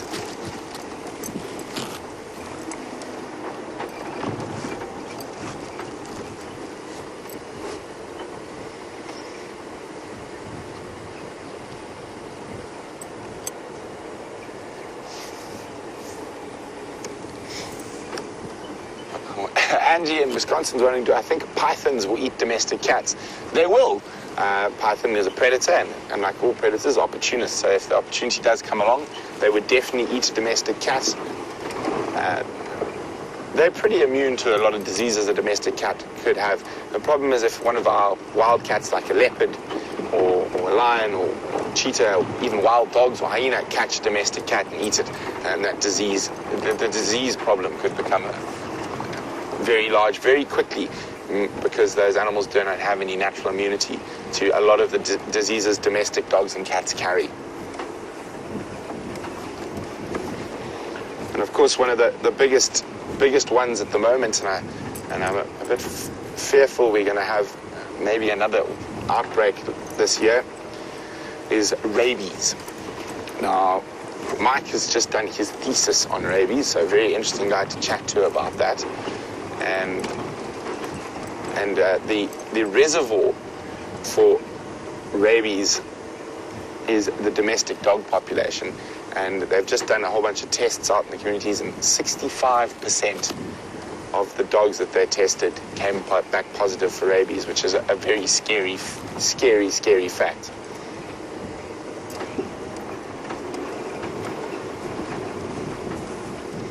I even actually, because I spend a lot of time walking here and at my home reserve, where we've also had a rabies outbreak last year, and that was mostly amongst the jackal. And since then, I now keep a rabies vaccination. I keep 2 quick doses in my fridge at home here, and then when I go on leave, I pop it in the cooler box and I take it with me. So, and of course, most people don't spend as much time on foot and around animals as I do, so it's probably not necessary to keep a rabies vaccination in your fridge, but I'd rather be prepared. Now, talking about invasive species, we'll talk about an indigenous species that's been eradicated from this area, and Diane in the northwest of England would like to know, were there ever tsetse flies here? They were, Diane, and they have been eradicated, I think probably as early as, I'm not sure exactly when, but it would have been before the 50s, or 50s, 60s maybe. And they were eradicated by the spraying of DDT, which was, of course, a very bad chemical, but no one knew any better back then.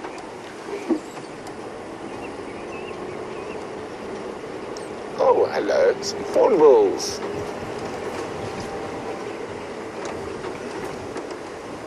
Where'd they go?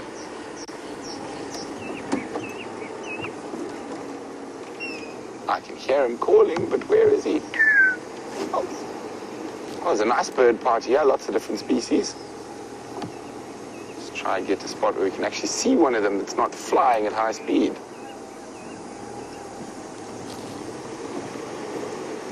Here we go.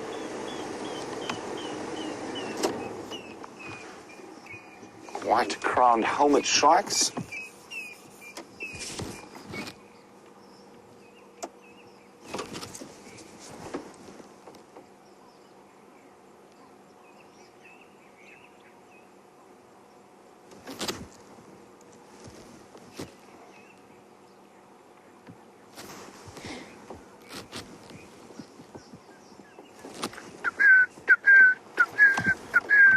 Love that call.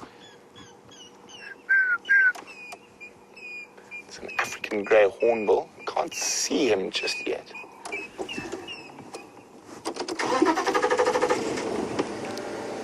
Standing by, Sam.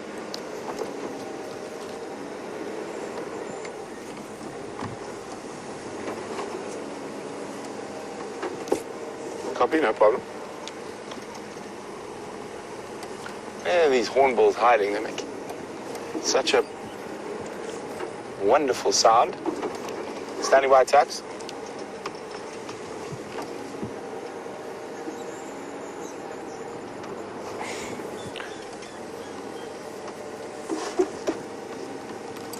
Oh, amazing. Sorry. Copy, thanks, Tax. I'll go Gary Main to Triple M. So,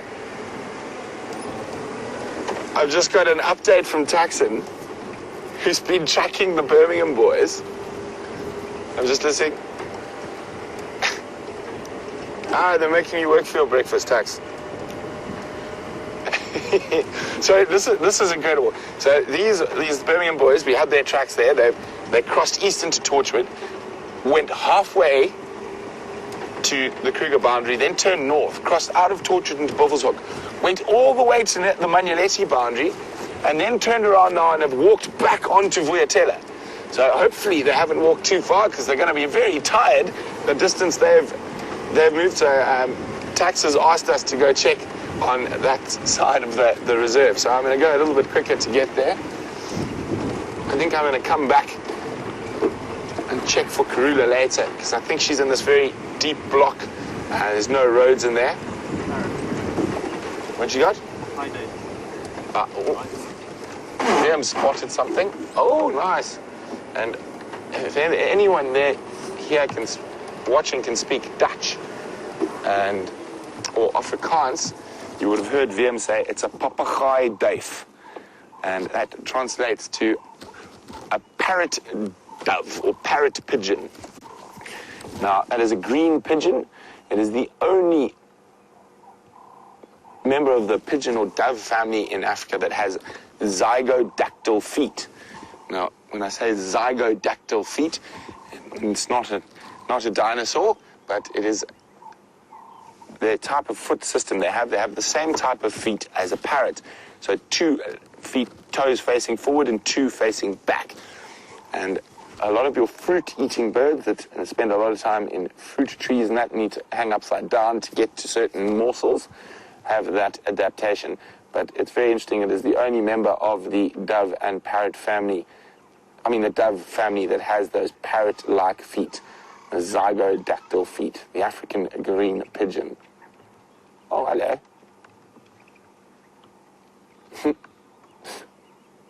Now, they're busy sunning themselves in that dead knobthorn, catching a few rays to get warm before they move off to try find some fruit to feed on. And they're often in very big flocks. This doesn't look to be too big a flock. You can see 4 or 5 of them. But I've seen flocks of 100 of them before. There you go. Nice, well spotted, Wium.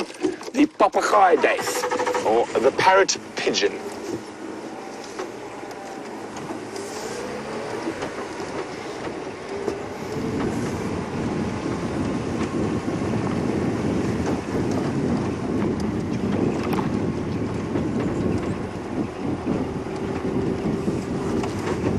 They're often seen in the early mornings, basking in the sun, warming up before they head out foraging.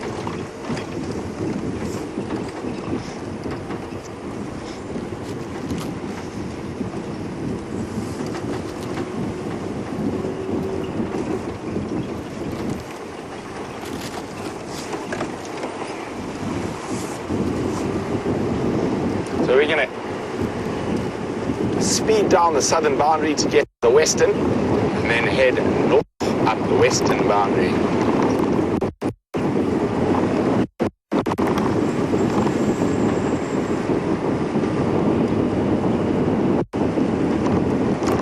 So Wium is back from leave, which means sometime before I go on leave, Wium and I will be going on border patrol. That is a special thing.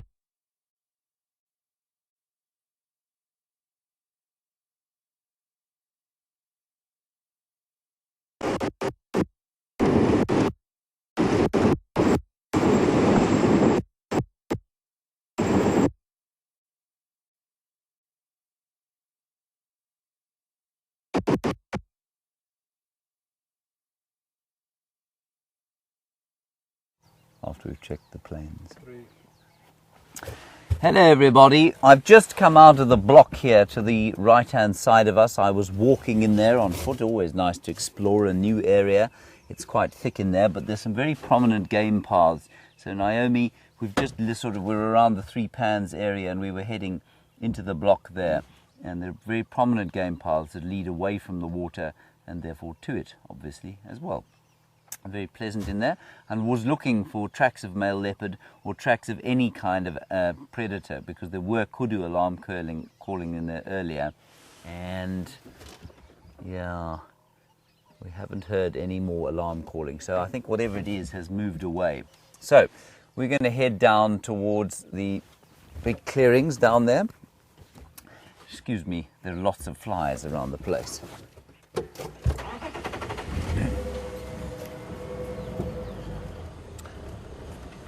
A fairly lengthy question coming through from Eileen in Canada while I was giving my tree ties on the little walk through the bush there. Eileen, you're asking about the word game, I think, and where it comes from perhaps, and it seems to you counterintuitive. I'm not sure in why it would be counterintuitive. It's probably not a great word to use, I agree. I'm not sure what's counterintuitive about it. The issue with it is that it was used to describe animals that you hunted, of course. There we go. Exactly. So you're absolutely right.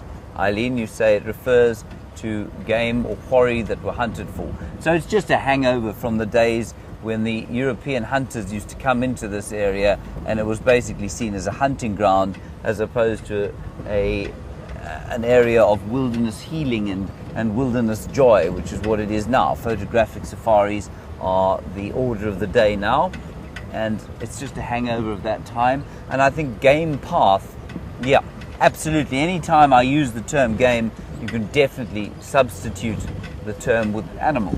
Animal path, you're absolutely right. I think we should certainly stop using the term game because it does refer to the hangover of a time when we were hunters in the area. There are male leopard tracks here. They are the male leopard tracks. I've no doubt of what that kudu was shouting at. Can you see that one over? Sorry, Bryan. Can you see it there? Just where the shadow of the car is. Can I actually see it there? We're well spotted. There's a male leopard track, everyone.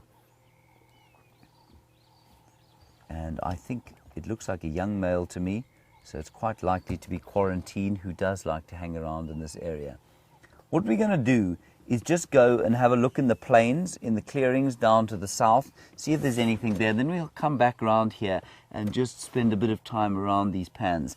We could go into the block and spend an extensive period on foot, but obviously as a live safari, that's not particularly entertaining. And it is very thick in there.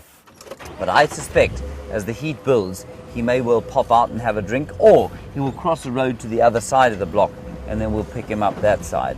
So I would like to go and have a quick look at the plains, and then we'll come back into this area. Not sure how fresh those looked. To me, those looked like to be from sort of maybe early yesterday evening, perhaps even a little before that.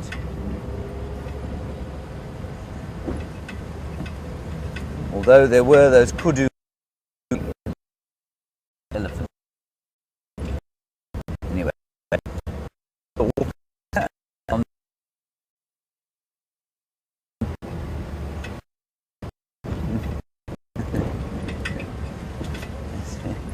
a wonderful inquiry here, mainly because it comes all the way from Bangladesh. Rafi Hussain, welcome, and thank you for taking the time to ask a question. And you saying, am I fond of snakes? Rafi, I do like snakes, yes. I think they're very amazing creatures, and they play a hugely important role in the ecology of this area. I haven't seen many snakes this year. I've seen a Wium slung, which is a tree snake. I've seen a couple of cobras, one or two black mambas, and a couple of house snakes and that sort of thing, but not much. We often see things like puff adders, which I haven't seen any of this year, which is a bit sad. They're beautiful creatures. Definitely to be treated with respect and care, obviously, but they are very beautiful indeed. Thank you, Rafi. So lovely to hear when people are coming to us from all over different parts of the world.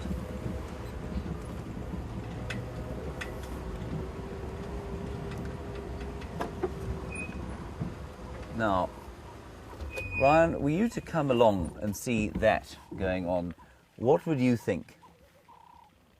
I would think elephant damage. You would immediately think perhaps that there was an elephant sitting in the tree there, relieving himself, wouldn't you? Yes. I don't know what's going on there, everybody. It looks like there's a pipe hanging in the tree. This is quite fascinating. And that is indeed what it is. It is a pipe hanging in the tree. Now I suspect that one of the guides has put it here, and this pipe, no, it's been cable tied into the tree.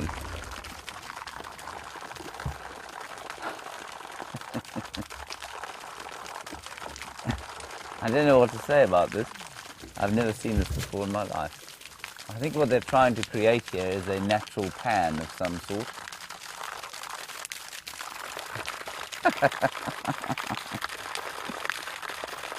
So we were talking about artificial water provision the other day. Well, here it is.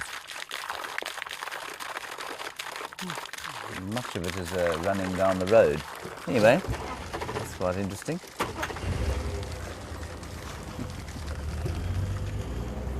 Bizarre.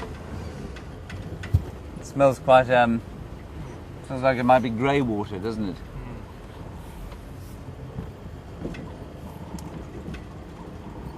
Chelsea, you had a question all the way from Utah. Unfortunately, the sight of that great fountain in the middle of the bush totally confused me and I forgot your question. But you wanted to know about a king cheetah. A king cheetah, Chelsea. And have I ever seen one? Chelsea, I have never seen a king cheetah. A king cheetah, for those of you who don't know, is a sort of semi-melanistic cheetah that has got almost stripes down the back, longitudinal stripes, rather than the traditional spotting that a cheetah has. So no, I'm afraid I've never seen one of those. It would be a rare and marvellous privilege to see a king cheetah. I cannot imagine what they were doing with that water, to be honest. But I think it was grey water, certainly by the smell of it, which means that it's come basically probably being pumped from a collection dam somewhere near the Cheetah Plains Lodge, and they're making use of the grey water there, which is great. What they're using it for, I can't tell you. I'm slightly worried I'm trespassing right now. No, we're okay, we're fine.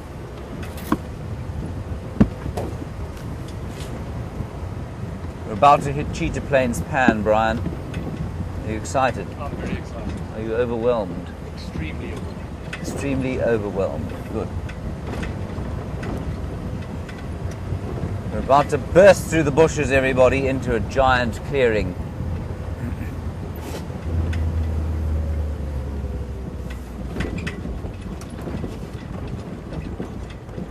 Sorry, Rebecca, you're going to have to go again with that one too. Monkey man, something in Australia is a big problem. From South Africa is a big problem in Australia. Oh, herd of buffalo.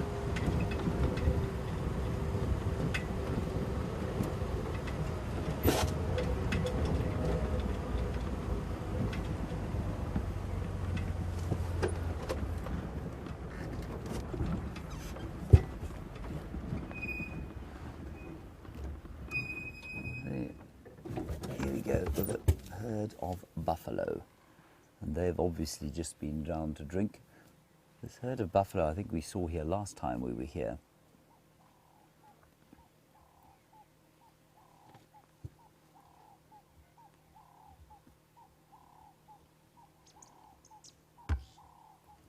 And we'll just have a listen and a look around here as the buffalo graze their way into the shade, where I suspect they'll spend the majority of the rest of the day. They've had their drink, their morning drink, and do a little bit more grazing, and then they'll go and lie down in the shade and chew the cud.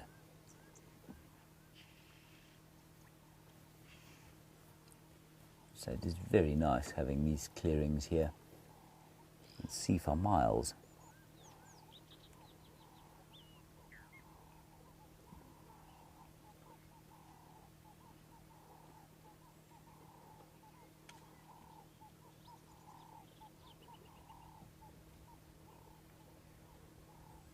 Just such lovely sounds. Always the doves, a couple of drongos calling.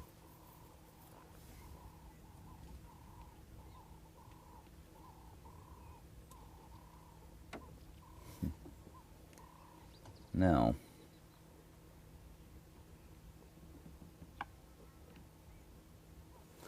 what I'm investigating here is an ant that I've just found.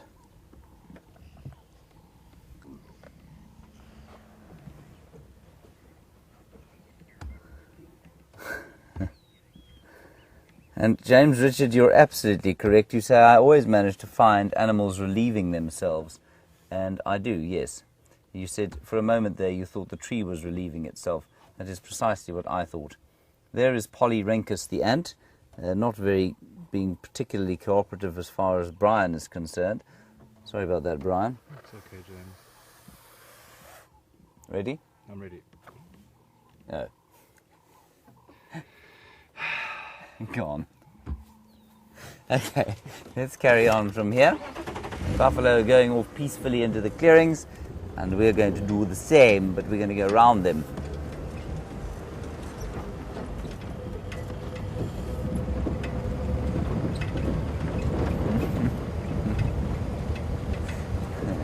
Yes, James Richard, I must confess, I've had a spectacularly spent many hours out in the bush here, and I think I've seen every animal that there is out here relieving itself.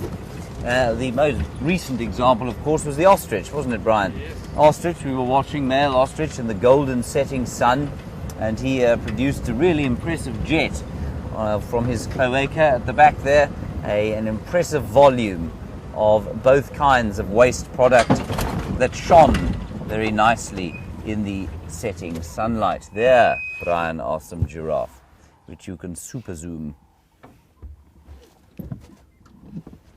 There are 3 giraffe here. Looks like a baby, a bull, and a cow. There is the baby. Not a very small baby, quite a large one, but a youngster nevertheless. And to the right of her is her mother. There's her mother. And to the right of her, probably not her father, but an attendant male. Would we say male? Or would we say another female? We would say another female. Not in fact a male at all. And that, of course, is evident from the shape of the horns. The giraffe, appropriately, the female has got hourglass-shaped horns.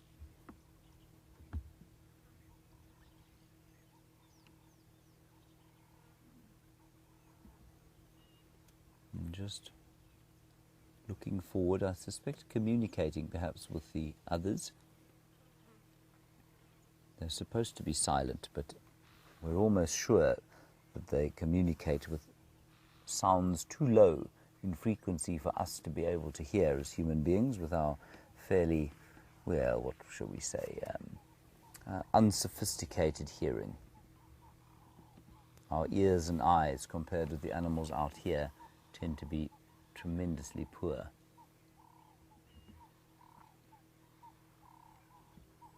And I don't know if you can feel this, I say this quite often, but as we get to around this time of the day, that kind of sense of expectation of the morning does kind of dissipate, and it turns to this sort of, I don't know, peaceful mid-morning time, lovely time of day. Now, I don't know, the last time I saw you, we were looking at that elephant bull, and then he just kind of, you lost signal, I think, as he turned towards us. Anyway, he took about 4 steps towards us. He came to within about, I'd say, 10 feet or so, and then he turned away again. And I think Bryan and I both had a sort of increase in heart rate. Bryan, did you have an increase in heart rate? Slightly. Slightly. But he was in no way being aggressive, and we had a question, and I'm not sure that I finished going through it, about whether or not an elephant bull in must is aggressive. And the answer, I think, was really unequivocally answered there. You will hear people tell you that elephant bulls in must are aggressive. They are not aggressive by default. Yes, they are much more easily irritated, but they are not generally just aggressive. And that bull, if he didn't like us, could very easily have chased us away, and we would have run away in seconds. But he didn't feel the need to do that. He did give us a little warning which said, maybe you've come close enough. But then he just carried on with his day. And so when somebody next tells you that an elephant bull in must is aggressive, tell them, no, not really, just easily irritated. Right, Bryan, let's carry on into the clearings there. I think we want to get through them and back up towards 3 in a row pan before the end of the drive, just on the off chance that that leopard comes out for a drink, which he might. So we now go through another little thicket and then out onto the rest of the clearings, and we'll feed down south onto the Mala Mala border and then back up to the north. The sky for the last few days has been kind of hazy, and I'm not really sure why. There's not much to burn at this time of the year, so I think it is, it feels like it's the big, sort of the tail end or front end of a front. We certainly had some storm clouds overhead yesterday, a little bit of thunder, some lightning, a few drops of rain, and then, as has been the case for the most of the season, nothing else. And I don't think we're going to get more rain this year. And that means that we're in for a tough dry season. Well, hopefully not us, but certainly the animals. And even us, the height of the drought in the summer, our borehole ran dry, which meant that there was no water in the camp for extended periods. Well, not that long, sort of a day or two at a time, we would have no water. Now, it is amazing how quickly your life falls apart when you don't have water coming out of a tap. And I mean, the simple consequence of something like that would be that if our boreholes ran dry, we would be unable to broadcast, because of course, well, I can't take a drive smelling like 3 days worth of BO, but more seriously, there's nothing for us to drink. And so we would probably have to pack up the camp and mothball it. I don't think that's going to happen, but it is just interesting as we go through Earth Day how important things like water and the conservation of water are to our own lives. And I don't know that we always appreciate that. I certainly find myself continuously taking the fact that I can get water out of a tap completely for granted. So that was good lessons for us. Oh, this is fantastic news. Brent is with the gang from Birmingham.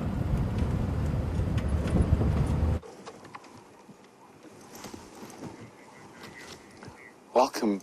And we are with, as Taxon has described them this morning, is Mashanya and Gala, the crazy lions. They have walked probably close on 20 kilometers last night. They have jigged, they have jagged, they have zigged, and they have zagged. And they have arrived back on Juma. And they actually crossed the road, if you can believe it, on top of our track. So when you started the safari with us this morning, we are heading down towards the sort of northeastern corner, and they've walked back behind us onto Juma. Incredible how much distance they've gone. So the other three are lying here. We're going to just try move around so we can see the one who's got his head up his face. There are 4 here. The fifth is they found this morning inside Buffelshoek. He got lazy about halfway through the marathon and decided to have a snooze next to one of the water holes.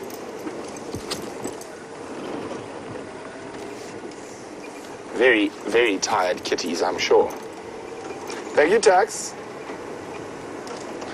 Thanks, Fan.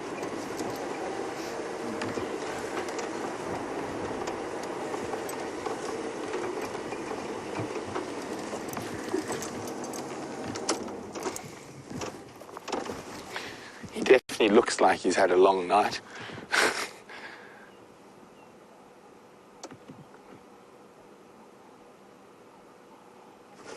Yeah, beautiful male line. See, they haven't quite got those very dark manes yet, but they are definitely darkening. They are about 6 years old now. heading into their prime. Not quite in their prime yet.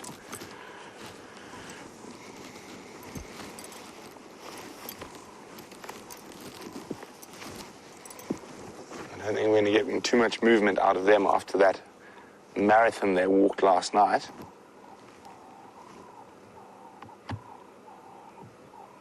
So they left Djuma in the northeastern corner, and they've come back in the northwestern corner.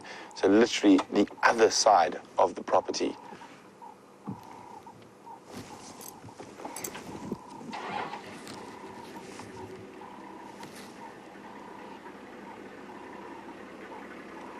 So I don't think these lines are going anywhere, and neither are we, but James has got something small and fascinating to show you.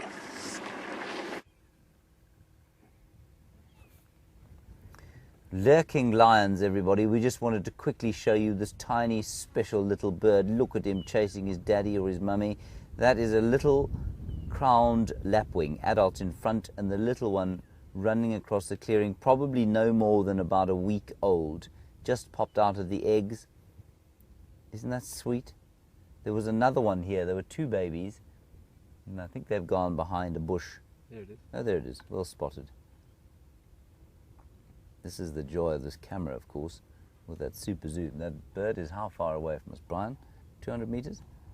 150? 150. 150 meters away. That's 450 to 500 feet. And we can still see it there. Difficult to imagine a human baby running around like that after 1 week. It's too cute. And fast. Really quick. Has to be. I mean, it is a serious target for any kind of avian predator. A monkey would eat that if it could catch it. Any mongoose would try and catch it. Any bird of prey. Hornbill, a big hornbill might even try and catch one of those.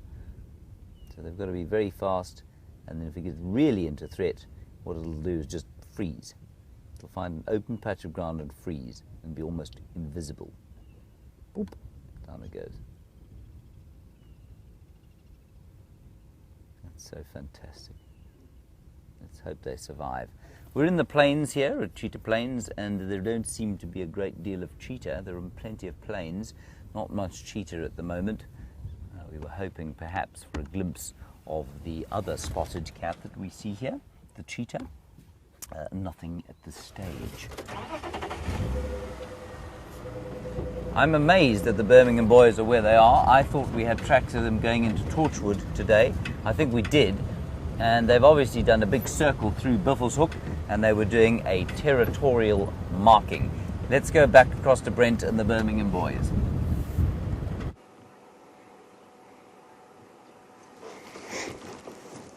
Oh, tired kitties. I'd also be tired if I had walked the distance they had over the course of the evening last night.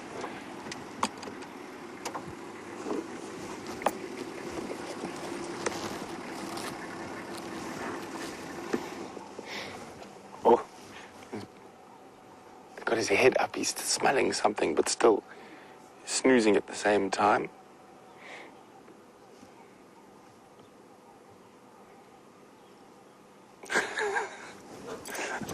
That is quite a strange expression he's got on his face there.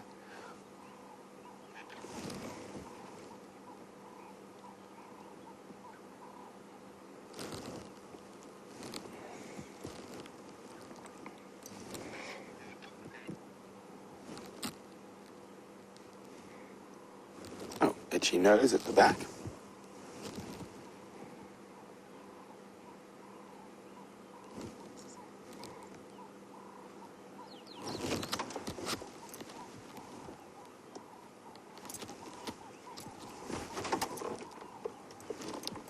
Sorry, go again, Tax.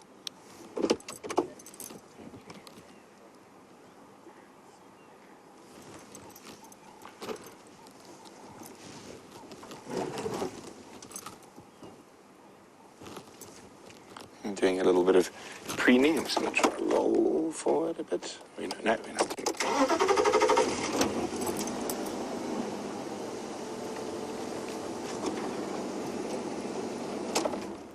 go. It's warming up really quickly, and which is good news because I don't think these boys are going to move anymore.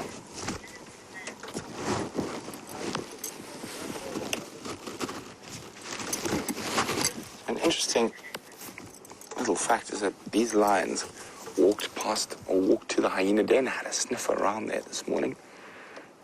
There didn't look like there were any signs of a struggle, so hopefully those little cubs are okay.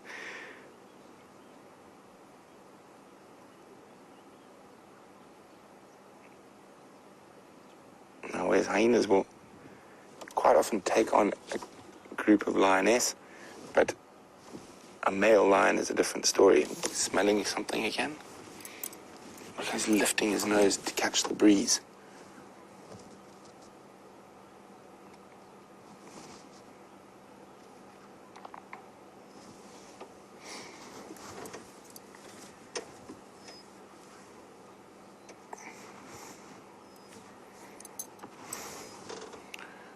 Massive paws. Now, Dawn from Alabama is wondering, will this coalition of male lions always stay together? Well, Dawn, they do spend a lot of time together. Coalitions, however, do split, and sometimes into twos or 3 and 2. But from what we can see for now, for the next foreseeable future, these guys will stay together.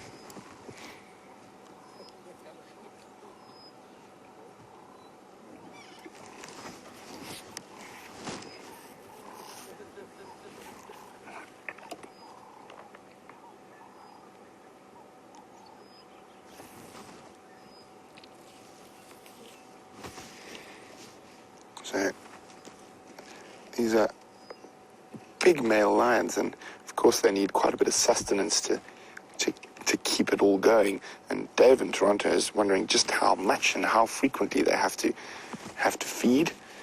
Well, they'll normally feed every 2 or 3 days, depending on what they've caught. If they've caught something big like a buffalo, they can eat on that for a couple of days, and they probably don't need to hunt again for 4 or 5 days. But in that initial gorging phase, when they start feeding, they can eat over 20 pounds of meat in a sitting. And they get very, very large bellies very quickly. They are, of course, able to digest the meat very, very quickly, enabling them to feed again, and that's to take advantage of food when it's there. And also, they don't mind a bit of rotten meat. They'll eat absolutely completely rotten green, blue meat if they need to. Incredibly strong stomachs.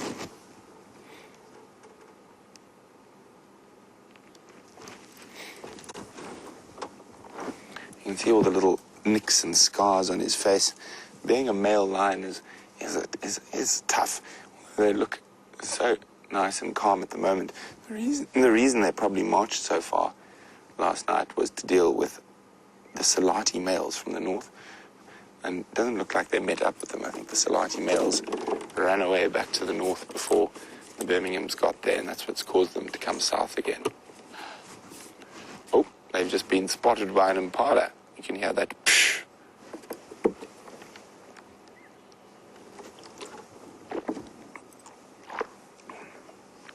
We can't see the impala from where we are.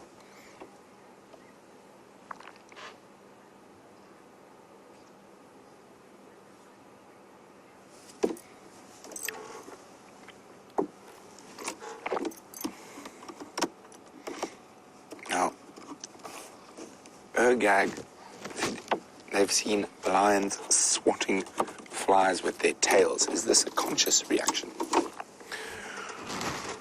Well, I don't think so. I think it's just one of those things that happens the same as we would react, and you watch their ears twitch with flies. Whether it's conscious or not, I couldn't be 100% certain, but I think it's probably more of a nerves reaction. And you will often see the cat's coats also. There's a little nervous twitch, and that's to help keep the flies away. Impala is snorting, but they don't sound too worried. And the lions don't look like they're going to be too active.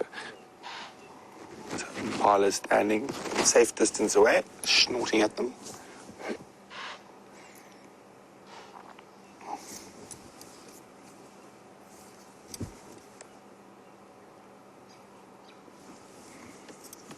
Sleepy kitties. Now, that one seems to have won the lottery when it comes to shade. And you probably find these other three are going to move as the sun moves into that large bit of shade that the fourth male is sleeping in.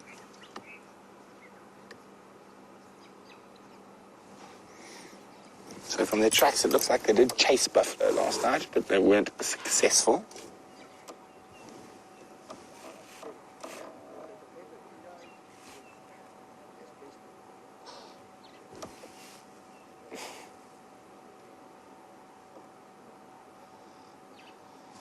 Almost looked like that guy was having a cat nap. I saw the leg move there. Might have been dreaming about chasing those buffalo.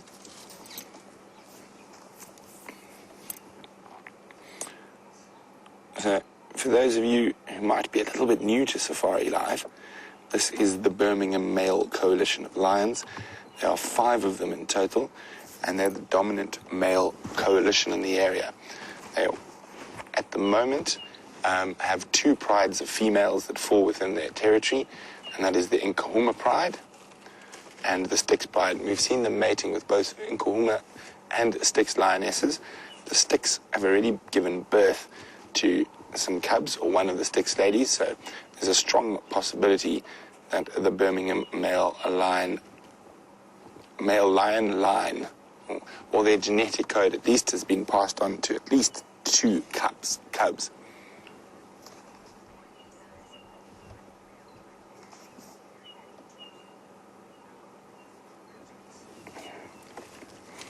So Rumey in San Diego is saying, how did the Birmingham Boys know that the Salati males might be near their territory? Well, it would have been from roaring. I heard the Salati males last night calling up to the north. So the boundary of the Birmingham's territory and the Salati males is not too far from us, inside Buffelshoek over there. And so the fact that they didn't call probably means they were sneaking in and trying to catch those Salatis unaware. They had a big fight with the Salatis recently, and it seems like the Birminghams came out the winners, and one of the Salati males got a bit of a hiding.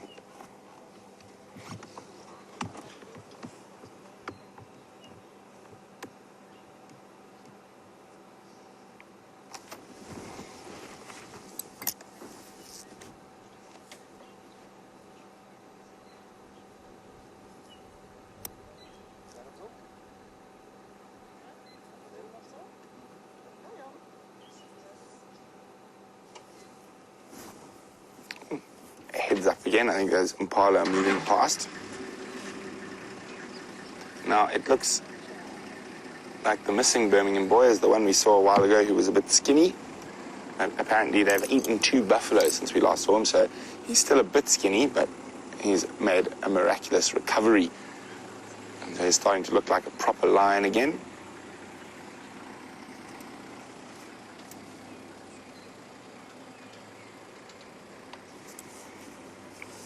But he got a bit lazy, obviously, and he didn't make it all the way here with the rest of them.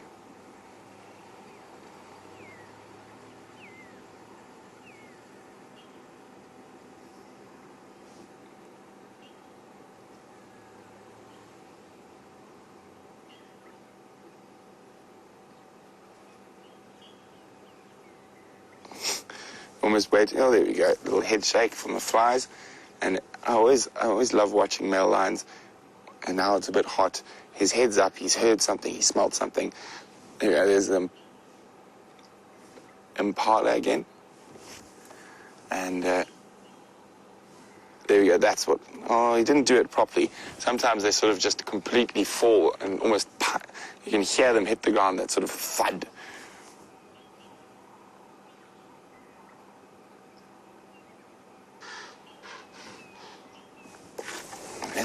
Those impala are still shouting. It's always worth just having a double check to see if they are shouting at the lions, or you never know, there might be something else around.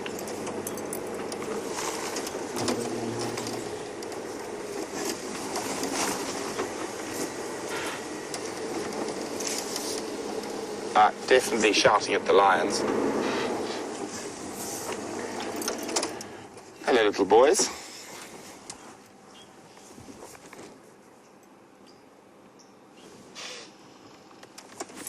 Just move forward slightly.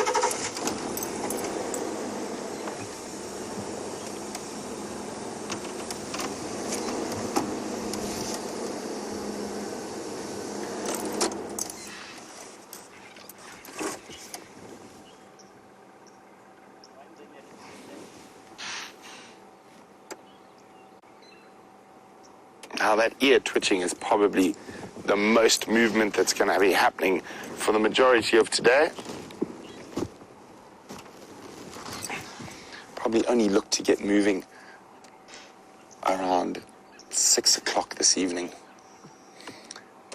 They will move from patch of shade to patch of shade unless a herd of buffalo stumbles upon them or elephants chase them.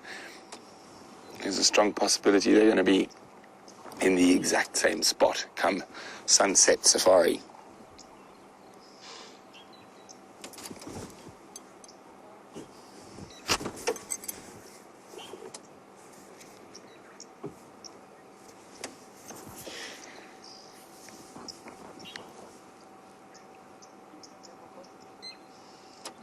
So, Morning Glory is saying we saw that one of the lions had mange. And will this spread to the other lions? I have seen that male. I don't think it's mange. I think it's a different fungal infection.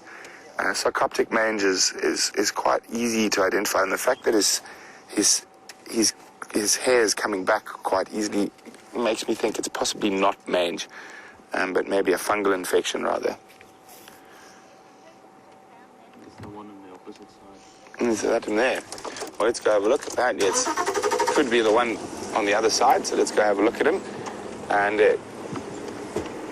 I know if it was manger, I think we would have known about it, but I think maybe just a fungal infection. A giraffe gets similar things, those lesions on their neck. But the fact that the hair grew back and grew back quite well, and this is the guy here, I don't think it is sarcoptic mange. It might be another form of mange that's not as aggressive, but he is looking much, much better than when we last saw him, and you can see how the hair's come back very nicely.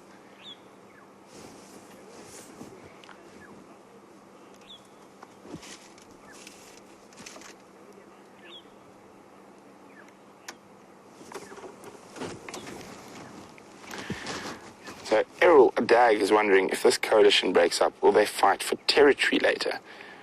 It is possible that there normally will be some sort of an alliance, especially if they spent as much time as these guys have together. Not so much for territory, but more for mating rights, I think will be a bigger fight. The Mapocho, who split with a 6-male eye coalition initially, split, and sort of two of them stayed further up north and the others were down in the southwest. But I often used to see them, even after they'd been apart for months, they'd come together every now and then and be feeding off the same buffalo. I mean, there's always a possibility, but they'll probably get on to some degree. They might not be as friendly as they are at the moment.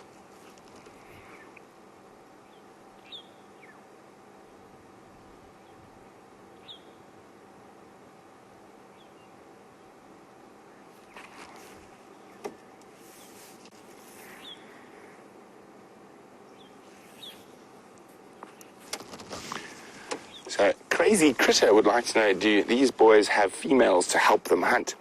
Well, there's that big misconception that females do all the hunting. So, yes, they do a lot of the hunting, and if the males are there, they will take the lion's share and chase the females off the kill. But male lions spend a lot of their time away from the female prides and patrolling, keeping other males out. So they do a lot of their own hunting as well. And they tend to focus on slightly bigger creatures, such as buffalo and hippo and things like that. But they are very effective hunters, male lions. But they do have two female prides that fall within their home range at the moment, the Styx pride and the Nkahuma pride.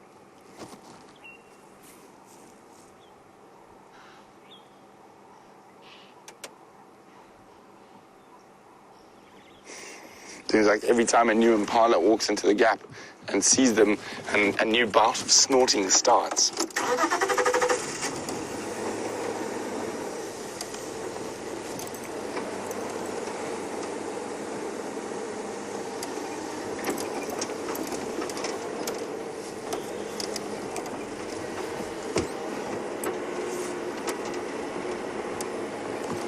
There we go. You can see the impalas just behind, shouting.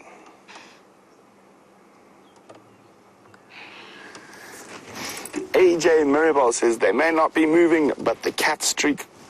Don't touch my cat. Sorry, Wium, I was stretching. Continues.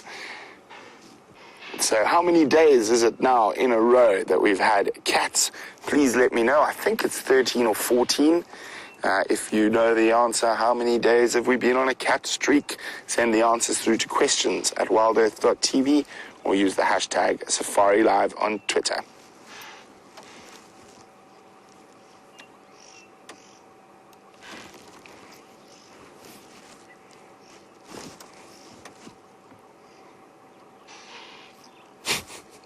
There's impala.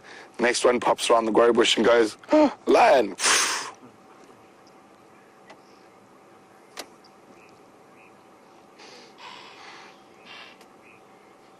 See, some of the impala have given up snorting and are now grazing happily, and sort of every time the next one pops through the bush, they suddenly say, oh, there's a lion there.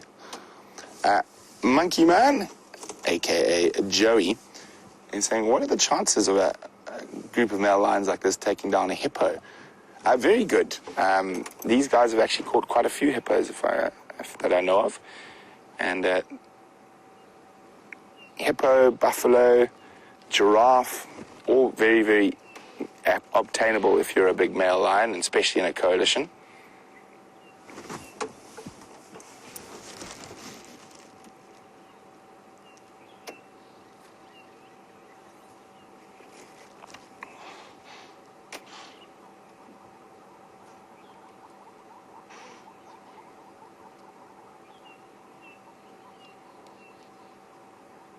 Oh, that lion's tongue that he's so lovingly licking himself with. If a lion had to keep licking you in the same place, their tongue has sort of got the consistency of sandpaper and would actually, after a good 2 or 3 licks, might start removing some of your skin. Very, very abrasive and rough, a lion's tongue. And I'm sure those of you who have domestic cats have felt how rough a domestic cat's tongue is. Now, lions, of course, take it to the next level, being the second biggest putty tat in the world.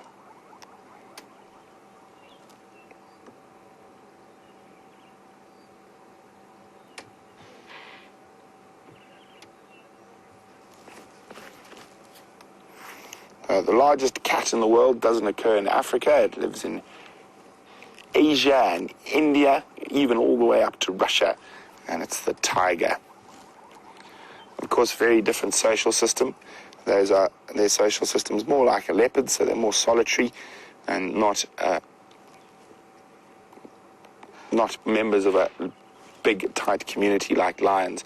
Lions are the only truly social cat.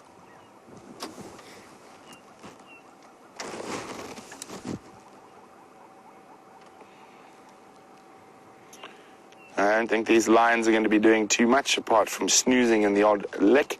So we're going to leave them be, and while we move out of the area, we can go back to James, who is with an immobile object.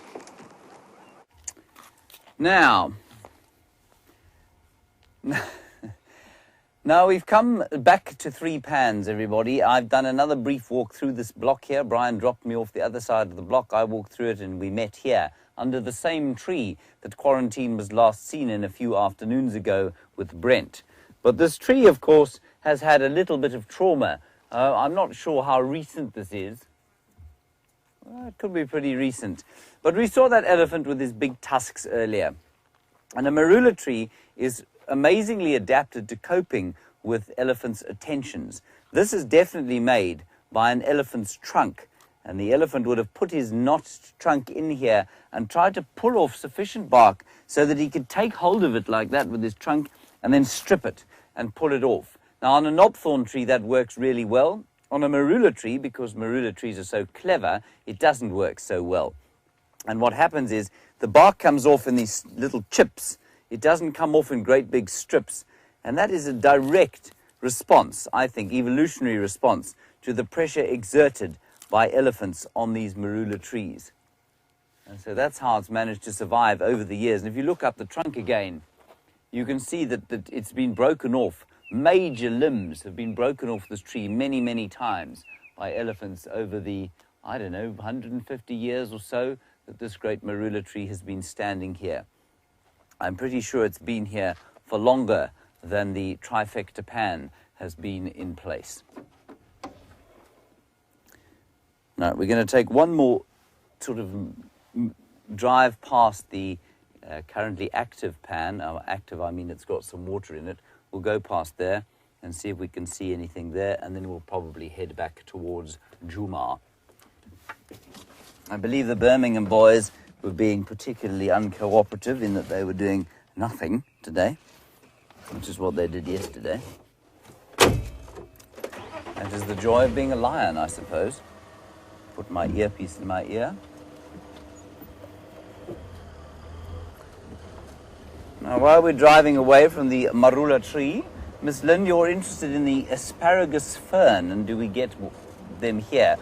We don't have an asparagus fern, I don't think. We certainly get asparagus. We get wild asparagus here, and we do get the odd fern that occurs.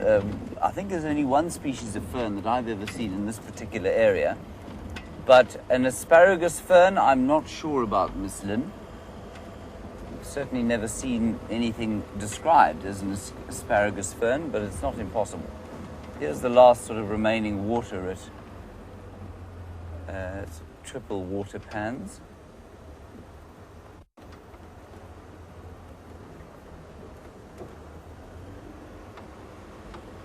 I don't see anything. We had those Kudu alarm calling just to the west of us here while we were with that magnificent elephant bull. And I couldn't bring myself to leave the elephant to come and chase through here on the off chance of seeing a cat. Anyway. Right, I think that's it for our Cheetah Plains adventure. We'll make our way slowly back towards the west along the Nkoro boundary. I'll show you the Nkoro boundary here. Check my map. Yes, we're okay map-wise.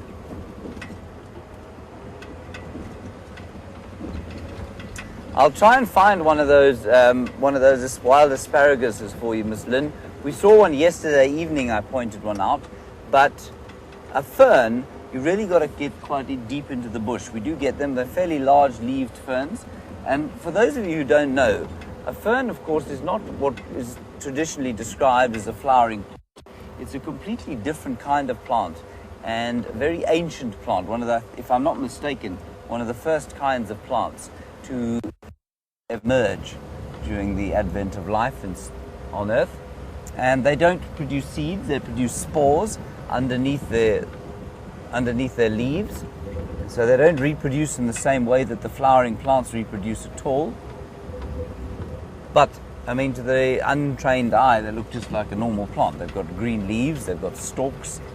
They don't produce bark, and they don't produce flowers or seeds. So this is the Nkoro boundary here, and there you can see, I think that's Jacobin Camp.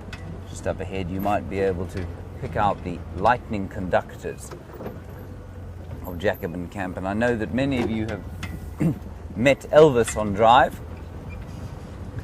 Elvis drives out of Jacobin Camp. He's often on Vuyatela. He found the lions yesterday. So that's where he hails from.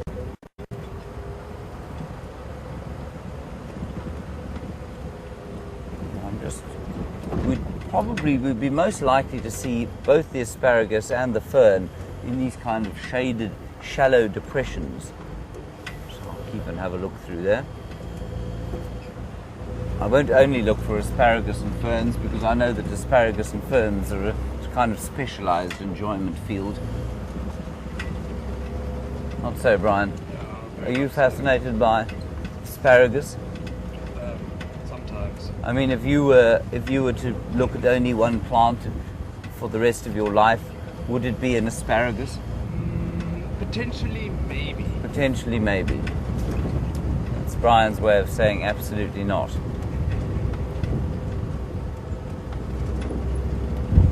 And I've always also started to notice that the flowers are starting to close. Most of them are annual species, which means that they are going to start giving up now and moving into obscurity for the duration of the dry season. Here is a lovely one, a wild sesame, which many of you will know. But if you look at this one, his leaves are starting to wilt. His flowers are starting to look a bit... Ooh, Brian, keep there. I've discovered something rather nasty looking. Ooh. Can you see this thing? Did you see it there? Yeah. I don't know what that is, everybody. I'll see if I can get him to climb over my foot again. I don't want him to go into my shoe because then I will squeal like a small child. You see those yellow sort of tails? Spiky tail thing? Go on. Looked like a kind of a creepy... Oh, it's a right-hand drive car, this, isn't it? It looked like a sort of creepy centipede type thing, but it wasn't a centipede. I don't know what that was. Anybody, any ideas what that was? I'd be love to know. So you can see the sesame flower there, like I say, is just starting to look a bit sad. Yes. Petals starting to wither. It's done some good service. Oh, it's beautiful. And the leaves starting to wilt a little bit. That's perfectly normal.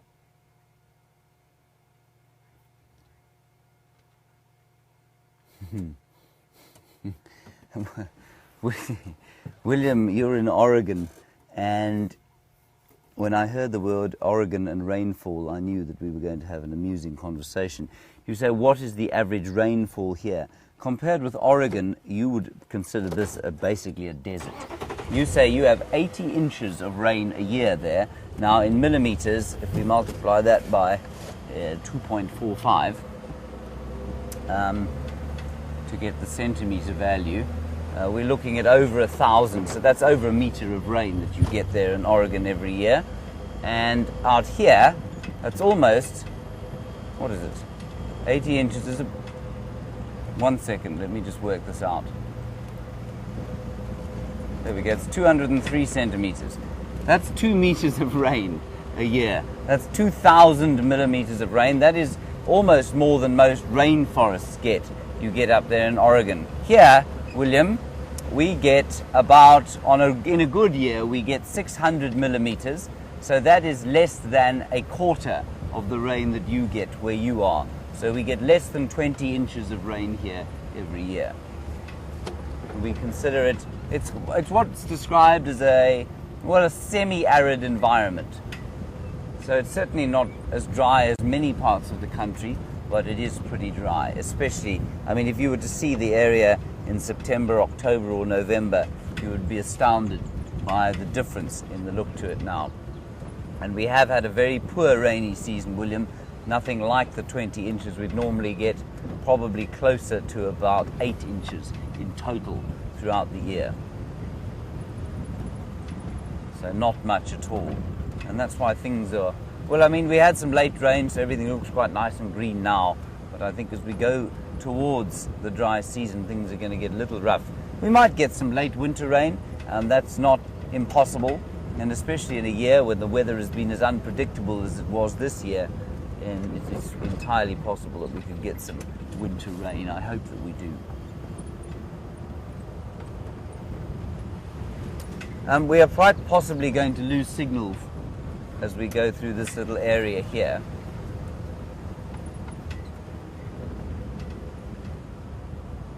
An Ellen, you say it was too late. I already squealed at that fairly hairy-looking bug, or beetle, or whatever it was. It wasn't a bug or a beetle. It was some other kind of arthropod. Yes, I'm not very brave with things like that, you see. Now, Siberia Zumi, I think you're probably getting into the right region of organism. You think it was an earwig or something like that. Yes, or something related to a louse, at least a wood louse, which are not, of course, insects. They are different kinds of arthropods, many more legs than just the 6. And we had a lovely question from the school drive yesterday about how many species we have in this area. And we were able to say how many trees, how many birds, how many flowers, how many grasses, how many fish perhaps even. But we have no idea how many insect species we get here. There are probably still insects here that are undescribed.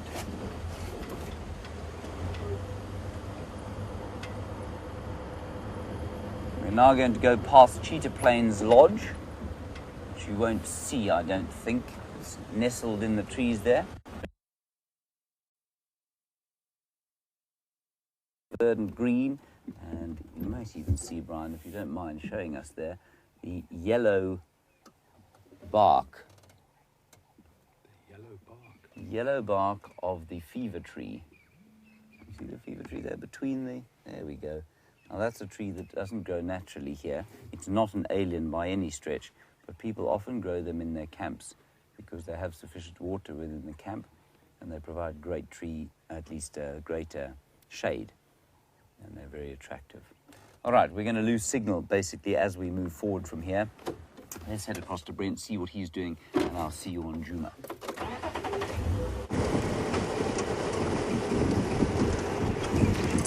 Hello. I picked a piece of grass to show you, and then I ended up eating it. Sorry about that. But it is a panicum or guinea grass.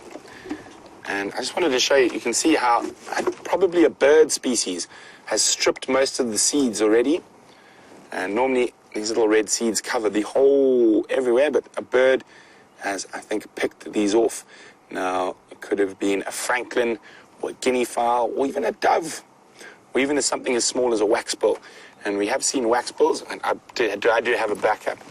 And so the grass is quite long, as you can see, and we've seen little birds fly. The little bird will fly and land on that, and then push the stalk down. So it'll land near the top. So there we go. It'll land near the top like that. So here we go. I'm a little waxbill. And I'll land there and I push it down to the ground, and then they stand on it and feed on the seeds while it's flat on the ground like that. And then it's quite often why they don't get all of them, because as they move off slightly, the grass goes whoop, back upright again. So, yeah, fascinating. And I've noticed a lot of the panicum now has been eaten by birds. It is also eaten by all sorts of animals because it's a very nice, sweet grass.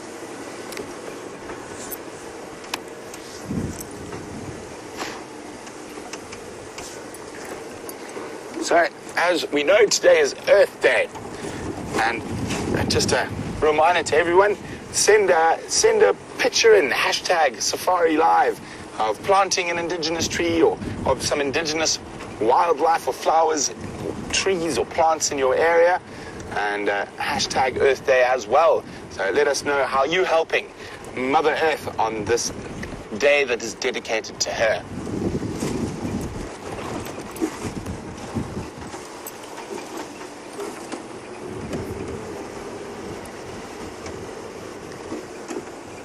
Now, let me see if everyone was paying attention during an impossible tree quiz recently. And I'm going to ask you, what tree or bush is that? Have a quick look. You see the leaves. What tree or bush is that? If you know the answer to what tree or bush that is, please send it to me, and you can use the hashtag SafariLIVE on Twitter, or pop an email to questions@wildearth.tv.